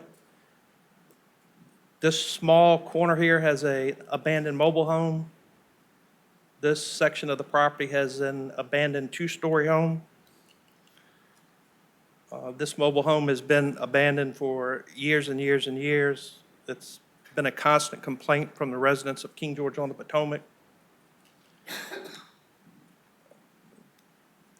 This is the debris that's collected. It actually has an old privy outhouse on the property. In the bid packet, it's been instructed they'll have to go through the health department to properly abate that. The structure is not habitable at all. This property is across the road on its second section. It's an old house, two-story. What you can see of the front, that's most of the back that has fallen in. It is in imminent danger of collapse at any time. A good windstorm would probably finish this one off. This is a separate structure on the property that's also decayed and fallen in. The Department of Community Development staff recommends the Board of Supervisors approve funding to remove, abate, and secure the following. 370 Emory Lane at a cost not to exceed $6,500. That will be to board up and secure the property. 17289 Osprey Road at a cost not to exceed $10,000. That will be removal of the abandoned mobile home, the debris, and the proper mitigation of the privy. 17316 Osprey Road at a cost not to exceed $15,000. That has multiple structures and has been used as a dumping site, so there's quite a bit of work there. The total funding request for all three projects is not to exceed $31,500. I'll be glad to answer any questions you may have. So moved. Hold on, I actually have, Mr. Stonehill, we talked about this. Can you ask that question you had asked me?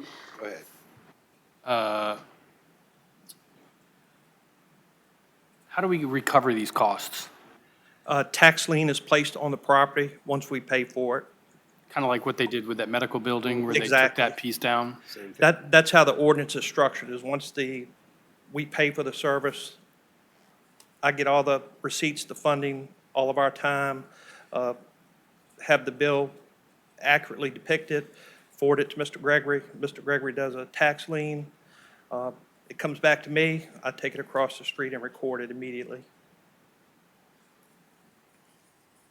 We're sure to get these back. Can't sell the property without it. I can't answer that. I mean, if we don't get those back, do we seize the property? That would be a question for Mr. Gregory. Eventually, that is a possibility, yes, sir. It just has to go through the process, right? That's correct. Which we outlined in that ordinance that we passed last year. That's correct. Does anybody else have any other questions? Granger? I assume it's all been vetted, that we have the funds available to perform this action. Yes, sir, and I'd be remiss and have Ms. Ward jump on my case if I don't advise the board that if you all are going to approve the recommendation, I also advise that you add language that you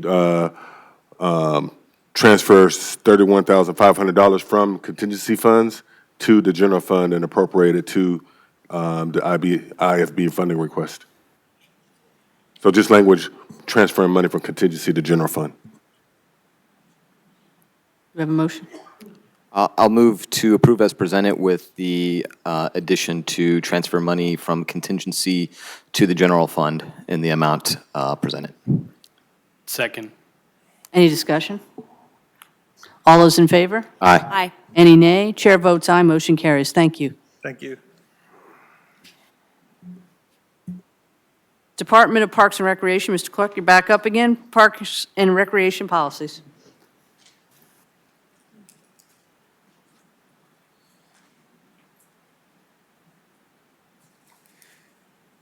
Thank you. Tonight I bring you 4 policy updates from Parks and Recreation. The first is park use guidelines. These lay out rules and guidelines for the use of our parks, including hours of operation, alcohol use, dumping of trash, and parking. We looked back through 2017 on these and could not find where they had come to the board previously. So they may be an update from history, but they may also be brand new. The second would be a service project policy. It will set a framework for service projects, including church groups, individuals, and scout projects. It will allow the department to set a timeline for these projects and requires volunteers to follow and set a plan for their projects, which we've had issues with in the past. The third is an affiliate manual. This affiliate manual allows us to create a formal plan for partner nonprofits that meet a need of the Parks and Recreation does not. For example, King George Little League and King George Youth Athletic Association, who offer 2 sports that we do not. It sets priority for facility reservations, allowing those affiliates to fall in line after Parks and Recreation and county school programs. It creates a set reimbursement rate for those affiliates for their use of our facilities and parks. The final one is an athletic field use, distribution, and rental guidelines that will establish rules and regulations for governing our field rentals by groups not covered by the affiliate policy. It sets field rental rates, which will allow for improved maintenance of our fields, which are currently not budgeted. It provides renters with specific guidelines of when not to use a field due to inclement weather as well. Tonight, I ask that the Board of Supervisors approve the following 4 policies for Parks and Recreation Department, with the park use guidelines and the service project policies being effective immediately. In addition, I ask that the affiliate policy and the athletic field use guidelines be effective July 1st, 2020, in order to allow those groups to prepare for the costs associated with these new policies and guidelines. Do you have any questions for Mr. Clark? Discussion?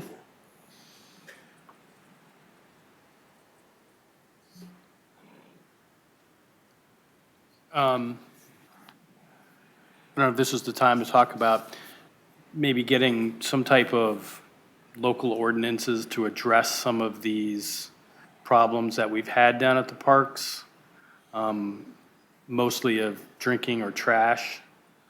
I know when I read through those, it was no alcohol, no alcohol, no alcohol, no trespassing, stuff like that. But that has never been addressed, over the years. State law basically says, if you're an open container, you're drunk in public and you have to be arrested and, taken to jail. So I don't know if there's a way that, when I was reading through all these, is there a way to do a local ordinance for violation of Parks and Rec policy, as opposed to dealing with state law, which is much more stringent of what you can do, if somebody's in violation of the alcohol or the trespassing. I mean, my biggest thing would be the alcohol and the trash. They go to Barnesfield all the time to the dumpster, dumping, household trash, which is overflowing. There's lots of signage. I don't know if there's anything in here about updating signage as well, but, there's signs all over the place, no alcohol, no alcohol. Go there on a Monday morning and there's, you could fill a pickup truck with beer cans and beer bottles. I don't know if we can do a local ordinance to address that. That could be just simply taken care of summons. Mr. Stonehill, I think we can look into that possibility. The county does have the authority to regulate these kinds of things on its public health, safety, and welfare, its police power. Many of the policies or the laws that you mentioned are already in place. It's just a matter of enforcement and requesting the sheriff to patrol those areas and enforce the state laws that are already on the books. And also having a staff presence at those parks more frequently, of course, would help. That also is a funding issue that the board would have to consider. But we can certainly look into local ordinances. I don't know if they're not enforced. Of course, the end result would likely be very much the same. But we can certainly look into that. Absolutely. I mean, the sheriff's office is stretched tight right now, and, but if you do, in the process right now, if you do arrest somebody down there for that violation, that person then has to go to Stafford and take them to jail. So that's one person out of the county. So I think a lot of times that's overlooked, but if we had something that could be simply released on a citation locally, it would free them up and maybe put a little bit more teeth into some of these policies as I was reading them. We'd be happy to look into that and work with you on that. And some more signs. Yeah, and part of that with the user guidelines, we had an issue that a citizen caught on camera. She took a picture of someone who had dumped trash at Sedell Brooks Junior Park over the New Year's holiday. And when it was presented to me, we had a picture of a license plate, and it was, what do we do? And there was a process using a FOIA request that I could possibly get the information from the violator and send them a nasty letter. But unfortunately, we don't have a rule sign as we enter each park. And so one of the things that I'm looking to develop with help of the advisory committee is once we get these passed, that we can create a sign that many jurisdictions have when you drive into the park that states the specific rules, no dumping, the hours of the park and those things that'll be much clearer and kind of follow after the park entry sign, so that we can, when we send a sheriff's officer in or we text somebody on video to say, hey, you did this, that we actually have something to stand behind because they passed a sign that has the rules on it.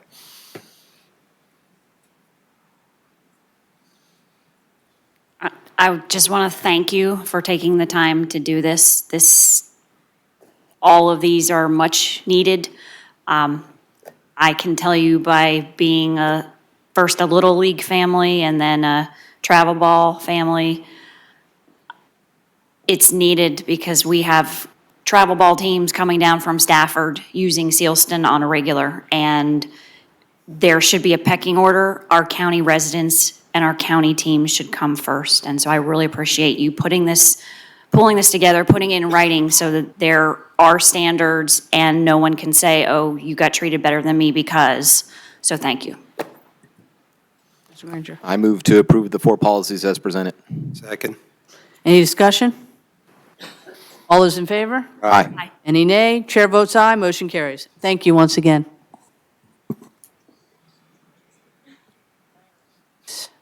Next up, County Administration 300th Anniversary Funding Request. King George County has realized its 300th anniversary. In light of this, the county is commemorating our tricentennial through a series of monthly events that conclude December 2020. The event planning is being executed through the 300th Anniversary Planning Committee, an informal commission comprised of members of the Tourism Advisory Committee, the county staff, private citizens, and our third-party contractor for the event planning. The committee has asked the board to consider leveraging the fund for the celebration against the tourism fund. To date, the tourism fund balance is $529,763.46, with the expectation to receive an additional $92,000 in revenue by the close of fiscal year 1920. The Board of Supervisors requested that we host a celebration recognizing Mrs. Smoot. Planning for the event is complete and is now in need of funding. The budget request is for $5,399 and is detailed in the accompanying presentation. In keeping with state code, the TAC, to include its members who represent the hotel industry and other travel-related fields, has been consulted prior to making this funding request. I did not make a PowerPoint presentation because I thought that this one would probably be better for a conversation. So the overview of the general activities that's going to take place, there will be actually an evening meeting where we'll have a jazz band. We'll have some speakers, representatives from the Friends of Smoot Library, of course the library staff, and we'll have a customized video that be made describing in detail the history of the library and the contribution that Ms. Smoot has made to King George County.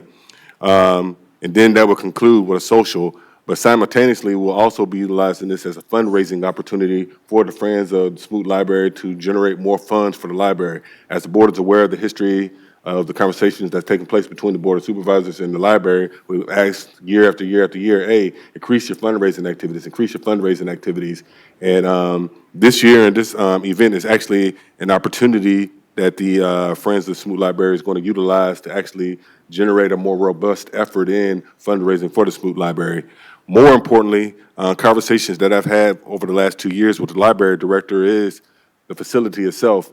We all know that Smoot Library is one of the most beautiful buildings that is county-owned in King George County, and I've continuously asked the librarian, why do we not utilize that facility as a rental to, utilize that as a revenue opportunity, rent a facility out? If people are renting facilities at UMW Dahlgren and, at church facilities or even the Citizen Center, I think that the Smoot Library, especially with the aesthetic amenities that it has to offer, certainly could serve as a facility that could be rented out and generate more revenue for both the library and the Friends of Smoot Library. So we agreed that after, those couple of years of conversation, that this would be a great opportunity to actually proof that concept. So we're deliberately hosting this event in the evening, moving some things around inside of the library, and actually going to see how does an evening event in the library work, and if that's something that can be replicated, but next time for revenue that can be dedicated to the Smoot Library. And so after conversating with the county staff and the librarian, everybody's excited about this event. So with that being said,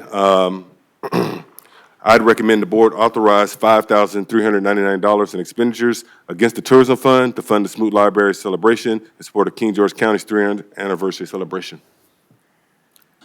So moved. Second. Any discussion? All those in favor? Aye. Aye. Any nay? Chair votes aye, motion carries. Wait, did I get count? Second. Oh, sorry, did I screw, I messed up. Did I get a second? I second. Yeah, that's right. Yep, we're good. Thank you. Got me going there. That's all right. I have to be honest, I'll just be on the video because I'm going to the NACO legislative in the Capitol. So if somebody else would like to go in my place, I was asked to go and give a little speech and to be there. If somebody else could go in my place, I would love it because I will be in DC.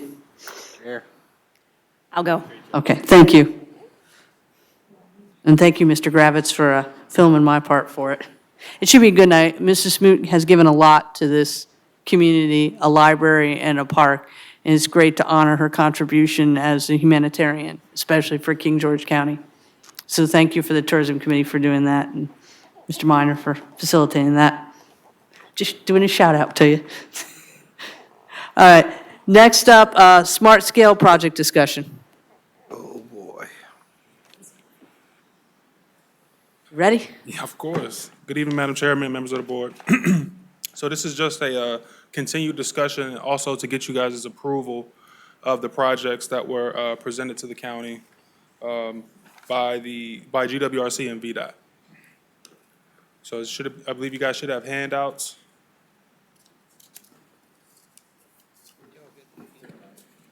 In the board package, sir. Yep. From the last meeting.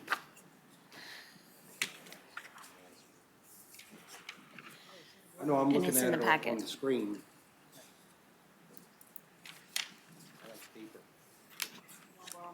Can look at mine.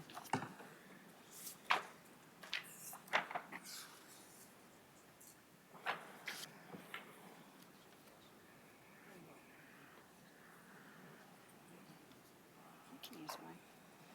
Here.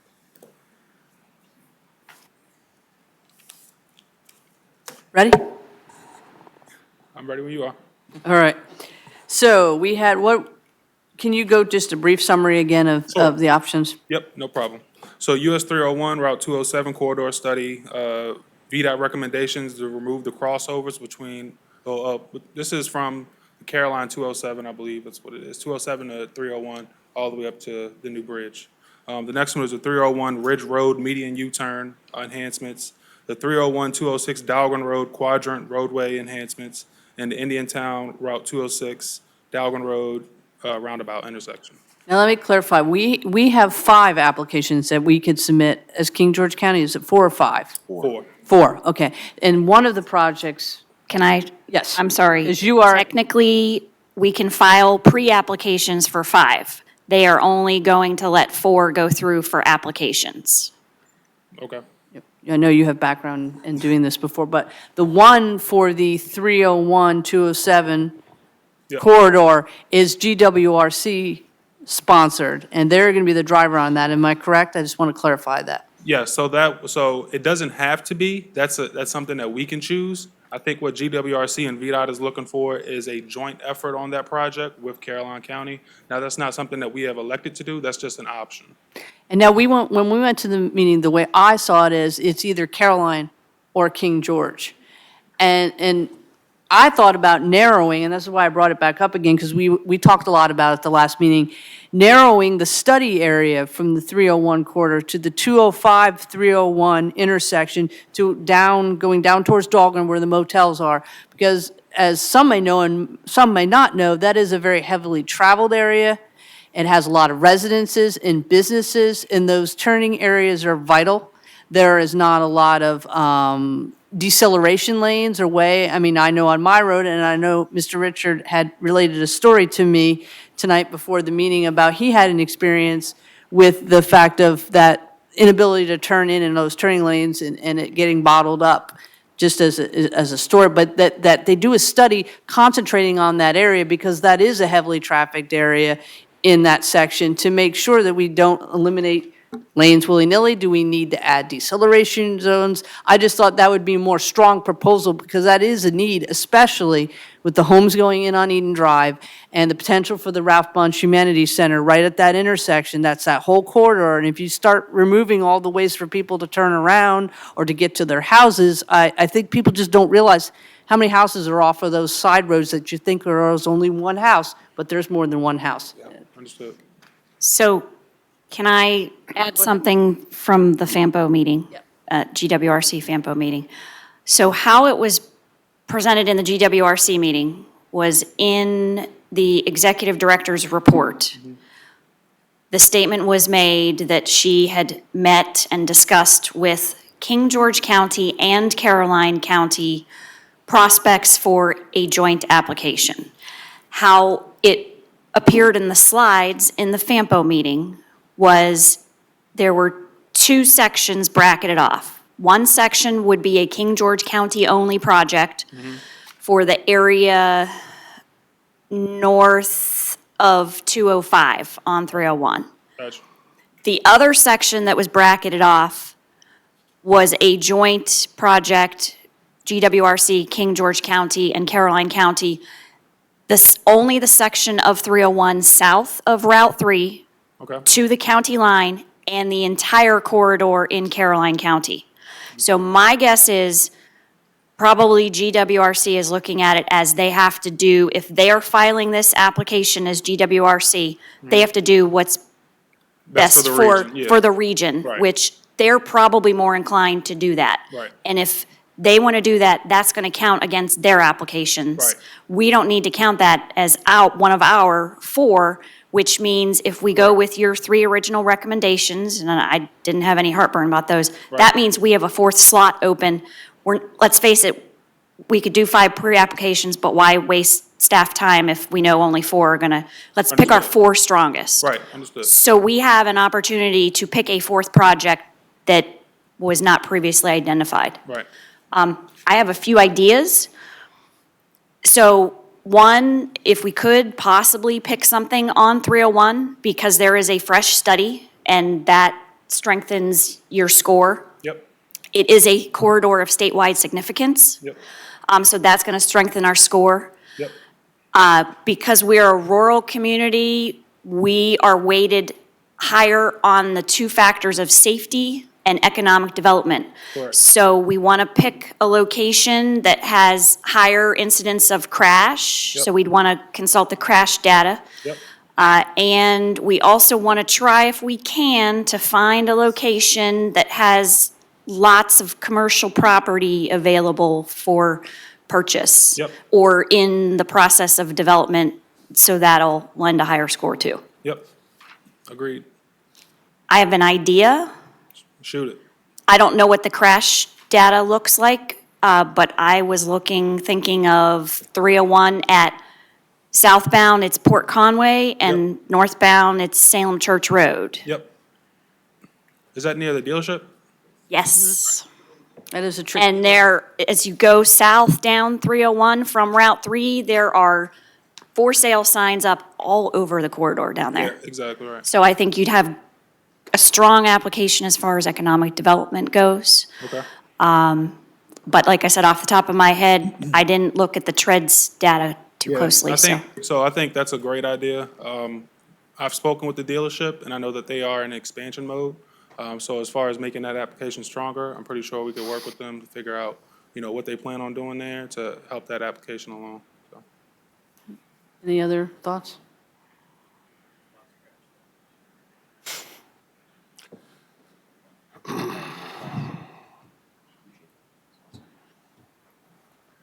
Okay, so just make sure that we have consensus from the board, going through the slides, starting with the second page of the slide. The US 301-205 project that's presented, is the board, do we have a consensus to write that application? Okay. Was that with these lanes here? I'm not in agreement with that one, because not being able to make that left-hand turn, I think would cause a lot of heartache for everybody that travels down that way. Because instead of being able to turn left at light, you now would have to make a right, go around, turn around, and come back through. I'm not for that one. As someone who travels that a lot. Hold on. 301-205.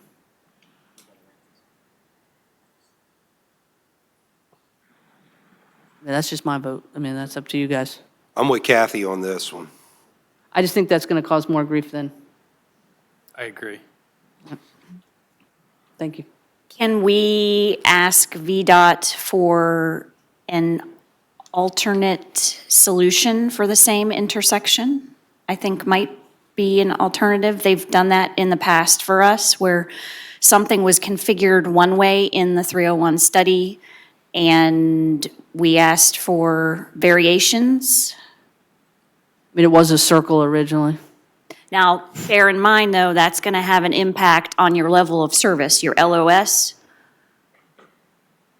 I mean, you may not get the same desired effect, but I just don't see that one location as a problem right now. I mean, I might be wrong. And just because we try to wrap our head around this one as well when we had our conversation with VDOT, and the rationale is, or what they wanted to stress is that, yes, there's an existing current stoplight there, but since the crash data rate that's generated from that intersection and that specific stoplight, most recently being that accident from the Westmoreland ambulance. The ambulance?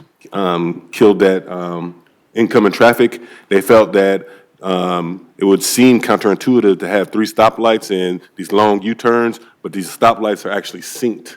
And they felt that that would help to streamline traffic, and by having these right turns and not encouraging the left turns, actually reduces crash rates from incoming traffic. So that was the rationale behind it.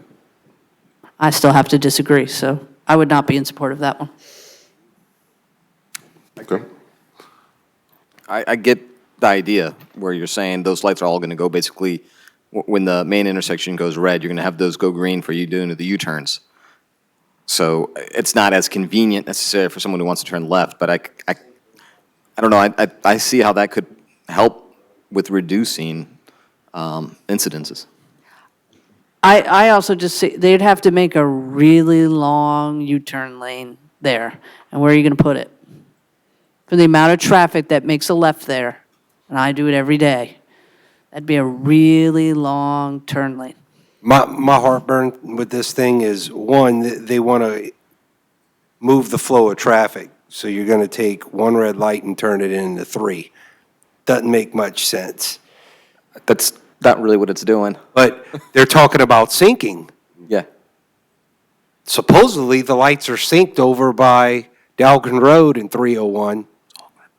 It's not working over there either. I don't see those lights synced. Which lights are you, what do you mean? The When one? you're going southbound on 301.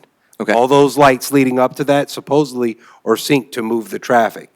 No, those aren't synced. They're times, but they're not synced. When they say synced, like these 3 lights, when one light's showing green, all 3 lights show green. When one light shows red, all 3 lights show red. And that's not the setup that, it's not the same setup. Supposedly, the other ones are timed to move traffic. So time, sync, thank you for the clarity. I really don't see it working over there.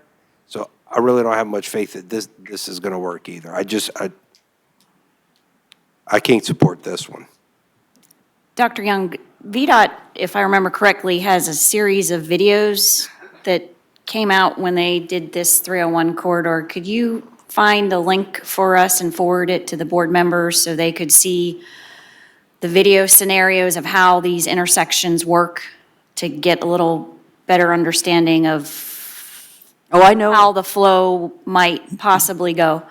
Oh, I know, Young, because I'll I've take seen care that video, and I've been on the descriptor they gave in Maryland on 301, I've been on those, and that's an area that doesn't have a lot of traffic. It's out, if I'm thinking of the right area in Maryland on 301, it's right after you cross over the Bay Bridge, and they have a lot of these.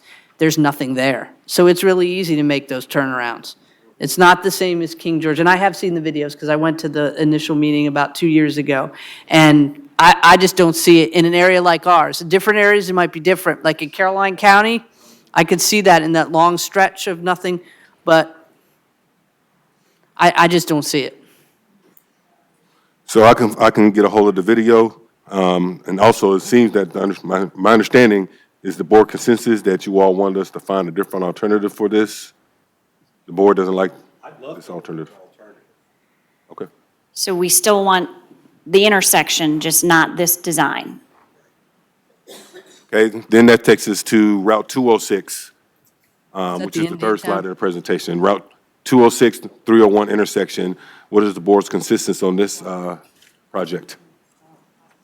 The logic behind this one, again, is the stoplight synchronization, but more importantly, they felt that this right-of-way would allow for more cars to be queued going into Dahlgren, but that queue would be off of Route 301, and therefore would accommodate more traffic getting out of that congestion area. I don't know if, I don't know if I agree with that assessment. The only reason I say that is because when you're coming down Dahlgren Road, you still have the option to go straight.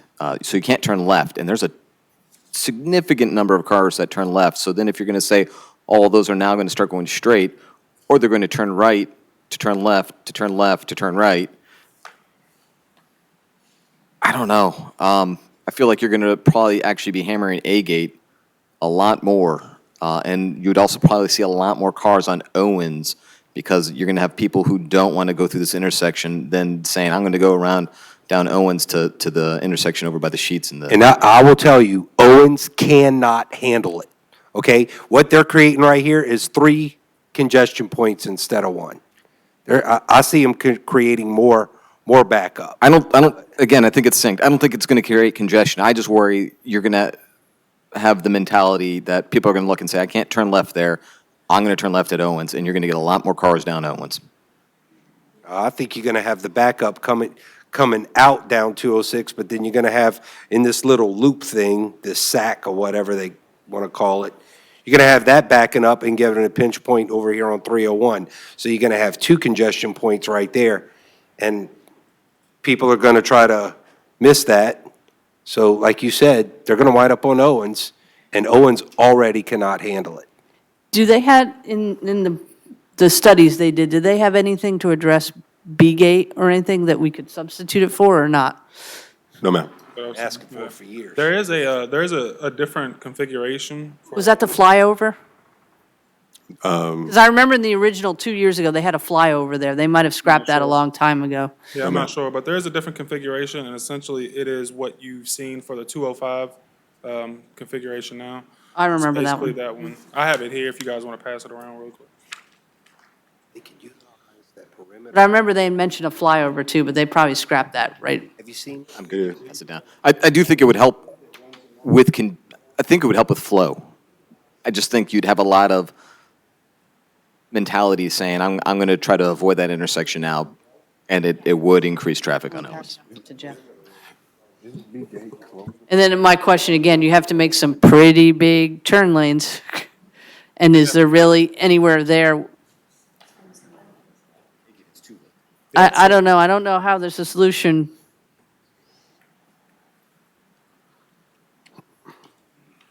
What is the consensus from the board? I'd kind of like to see another option on this. I think we're going from one congestion point to 3. And, you know, if we're adding more traffic to go through that intersection from Food Lion to the gate, it's still just one lane of traffic. I mean, so you're putting a whole lot more, looks like they're going to be putting a whole lot more flow onto a 2-lane road, you know, 1 lane either way. I mean, I can't see this doing anything except And it's causing. going to impact Potomac. I wouldn't be against this. I'm going to ask, it's probably a terrible idea, but I'm going to ask anyways. Is there a way at Owens to make it so you can't go straight across Owens into B Gate? You would have to turn. Could they, with medians, I know that sounds probably like a terrible idea, but, I get what you're saying. I'm not sure. because I know that's the real problem, is you get a number of people flowing in who are going to go down Owens so they can cut across 301 to go on B Gate. I mean, and I have another, bridging off that, I mean, I know they have this idea here, but can we put in for a study to have more alternatives, like Mr. Stonehill said, to this and the B Gate? Is that allowed under the SMART scale? Well, smart scale is for improvements, ma'am. You said for a study? But for more in-depth, to give us more ideas than just this. Like I said, I don't think this is necessarily a bad Gotcha. idea from I just from putting it out there now. flow. This is not my I just think it's bailiwick. going to generate another problem in another location, not even here. I think it's going to have a significant impact at B Gate and that crossing. I think no matter what we do, we're going to wind up impacting A Gate or B Gate just because of what they are. B Gate especially, I mean, B Gate is right off of 301. That's going to be impacted no matter what. I would like to see utilization, and maybe this is a reach. They have that perimeter road that runs right inside that fence line that runs all the way from B Gate down to almost the river. I haven't driven on that road, okay, but I could see it from 301. That could be used as a staging point for traffic. They can make some reconfigurations with the gate and move that perimeter a little inside. If, you know, there can be some things that could be done and utilize road that exists currently inside the base. It's going to take a partnership, and maybe we can work with VDOT to address some of the needs that the base may have and come up with something. Maybe that's an alternative that we, the base, and VDOT can work together on and actually solve the problem, not just of their traffic flow concerns, but our concerns of traffic backup during those key hours at the gate. Maybe we can kill 2 birds with 1 stone, just an idea. So it sounds to me that the board's consensus is they don't want this project. Should we return to VDOT to see if there's another alternative? Because I'm assuming that you all don't like that alternative either. Yeah, there is a second configuration I That- passed around. That's, again, the no left, it would be similar to the, Yeah, no left turn, you would have to come back and make the U-turn in that 301 lane. again, I think that would cause a similar situation with increasing traffic on Owens. Yep. I might be wrong. I agree with I'm just Richard on giving, that one. you know, trying to look at the human nature and how people think. Lockout. Yep. Okay, then, Yeah. I'm not opposed to trying to address it that way. I don't know if there's a way to address then the B Gate intersection. There's a lot of concerns there, and instead of just putting a Band-Aid on it, we want to fix it, or to the best of our ability. okay, then that takes us into the third project, which is the roundabout. Computer died. I like this one. This is on the I roundabout? did like that I one. like this one a lot. No brainer, absolutely. Be in town. Okay, we have the marching orders. We'll set up a meeting with Saluda. So just to confirm, so it's going to be the GWRC joint project with Caroline, correct? So many issues. The roundabout, and then the additional project that we just discussed at the Port Conway and 301, correct? Okay. And then if they could bring back any other alternative Yeah, For so A and then B gate. Additional Yeah. configuration. for both the 205, 301 intersection and as well as the Dahlgren Road 301 intersection. Okay. Thank you. No, thank you, guys. All right, next up, middle school expansion dugout project.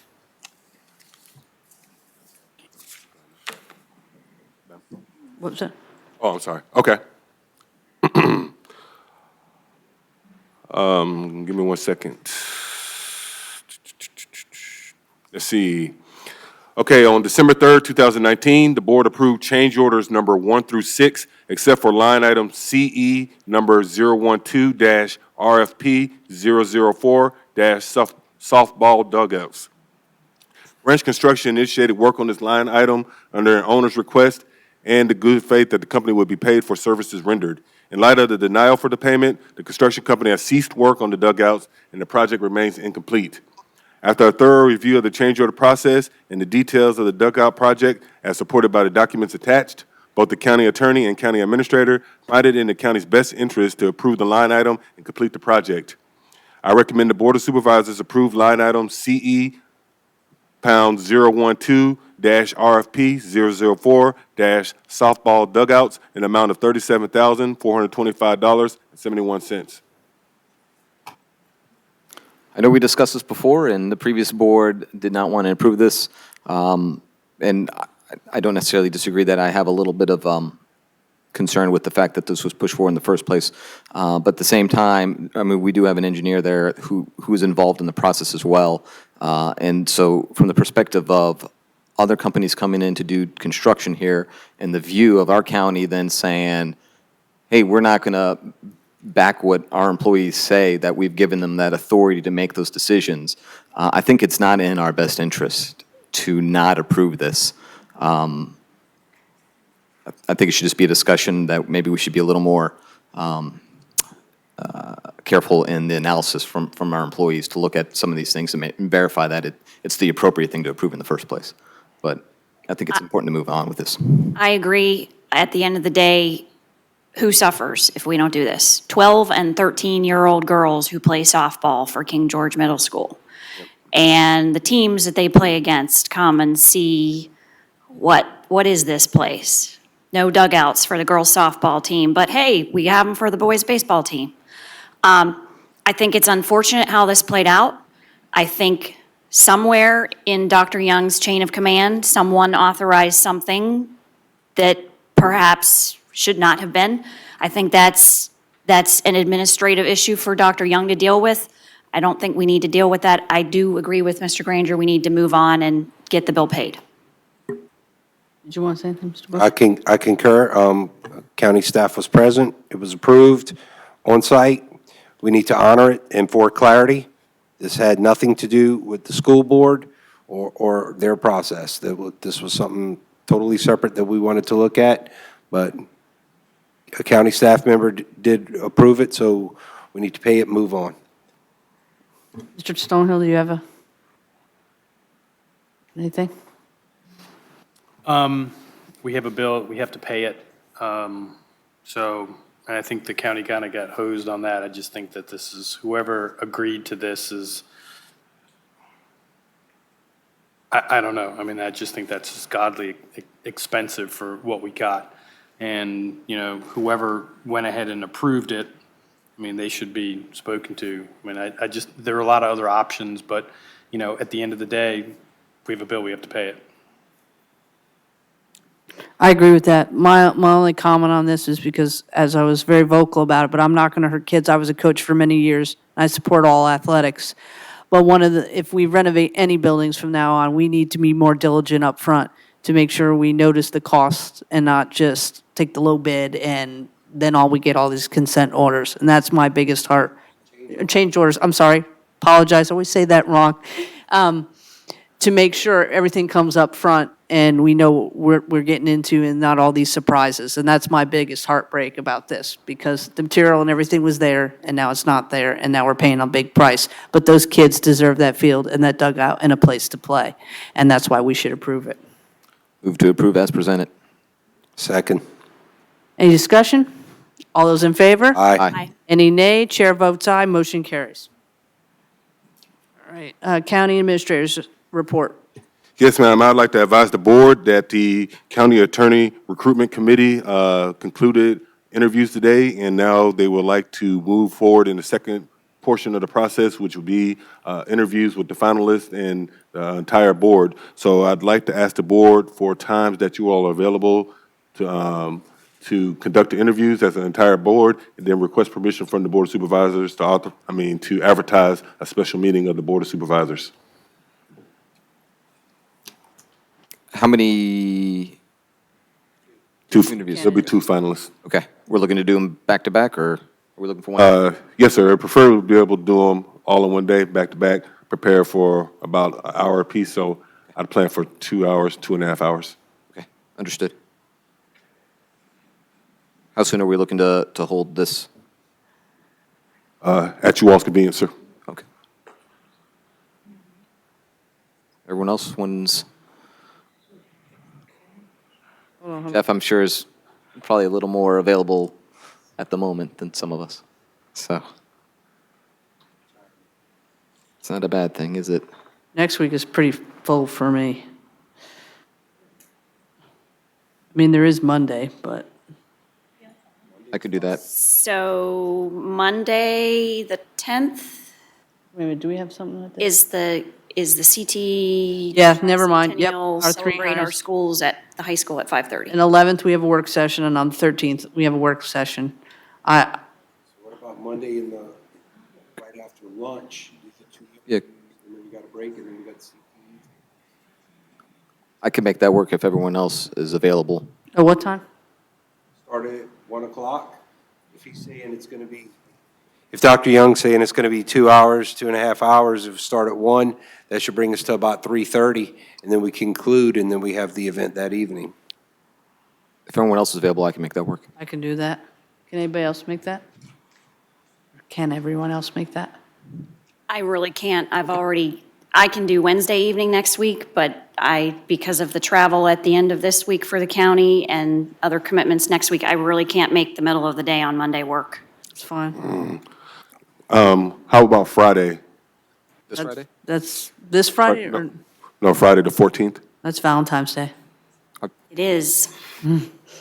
During the. Just saying, some people might get abused for that. It's just a Hallmark holiday, man. It's true. Some people say that. I mean, during the day is Won't tell my fine. wife I that. mean, during the day. I would, if we do the 14th, could Wife we do is, it earlier in the Giving her morning? vote back there in the audience. Excuse me, sir? If we do the 14th, could we do it in the morning Yes, sir. timeframe? If you all are available, yes, sir. How about 10 o'clock on the 14th? Would that be? Boom. I would need to do it earlier that day. I need to be done by noon. All right, I can't do it until at least 9 o'clock, so You said you can't, do it until 9 o'clock. On the 14th? the 14th. You could start at 9? Yes. Okay. Me too. Me too. Mr. Stonehill? Well, let's do that because it sounds like we should be done by, need to be where you need to works be for at me. noon, or you need to be No, done that by. works for me.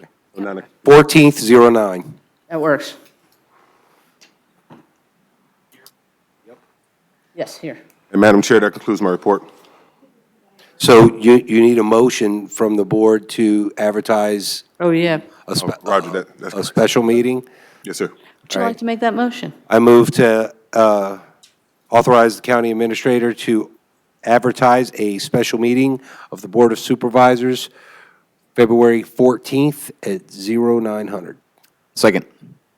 Any discussion? All those in favor? Aye. Aye. Any nay? Chair votes aye, motion carries. You have no more report? Do I have a motion to adjourn? I move to adjourn until February 11th at 6 PM at Company 1. Second. Any discussion? All those in favor? Aye. Aye. Any nay? Chair votes aye, meeting is adjourned.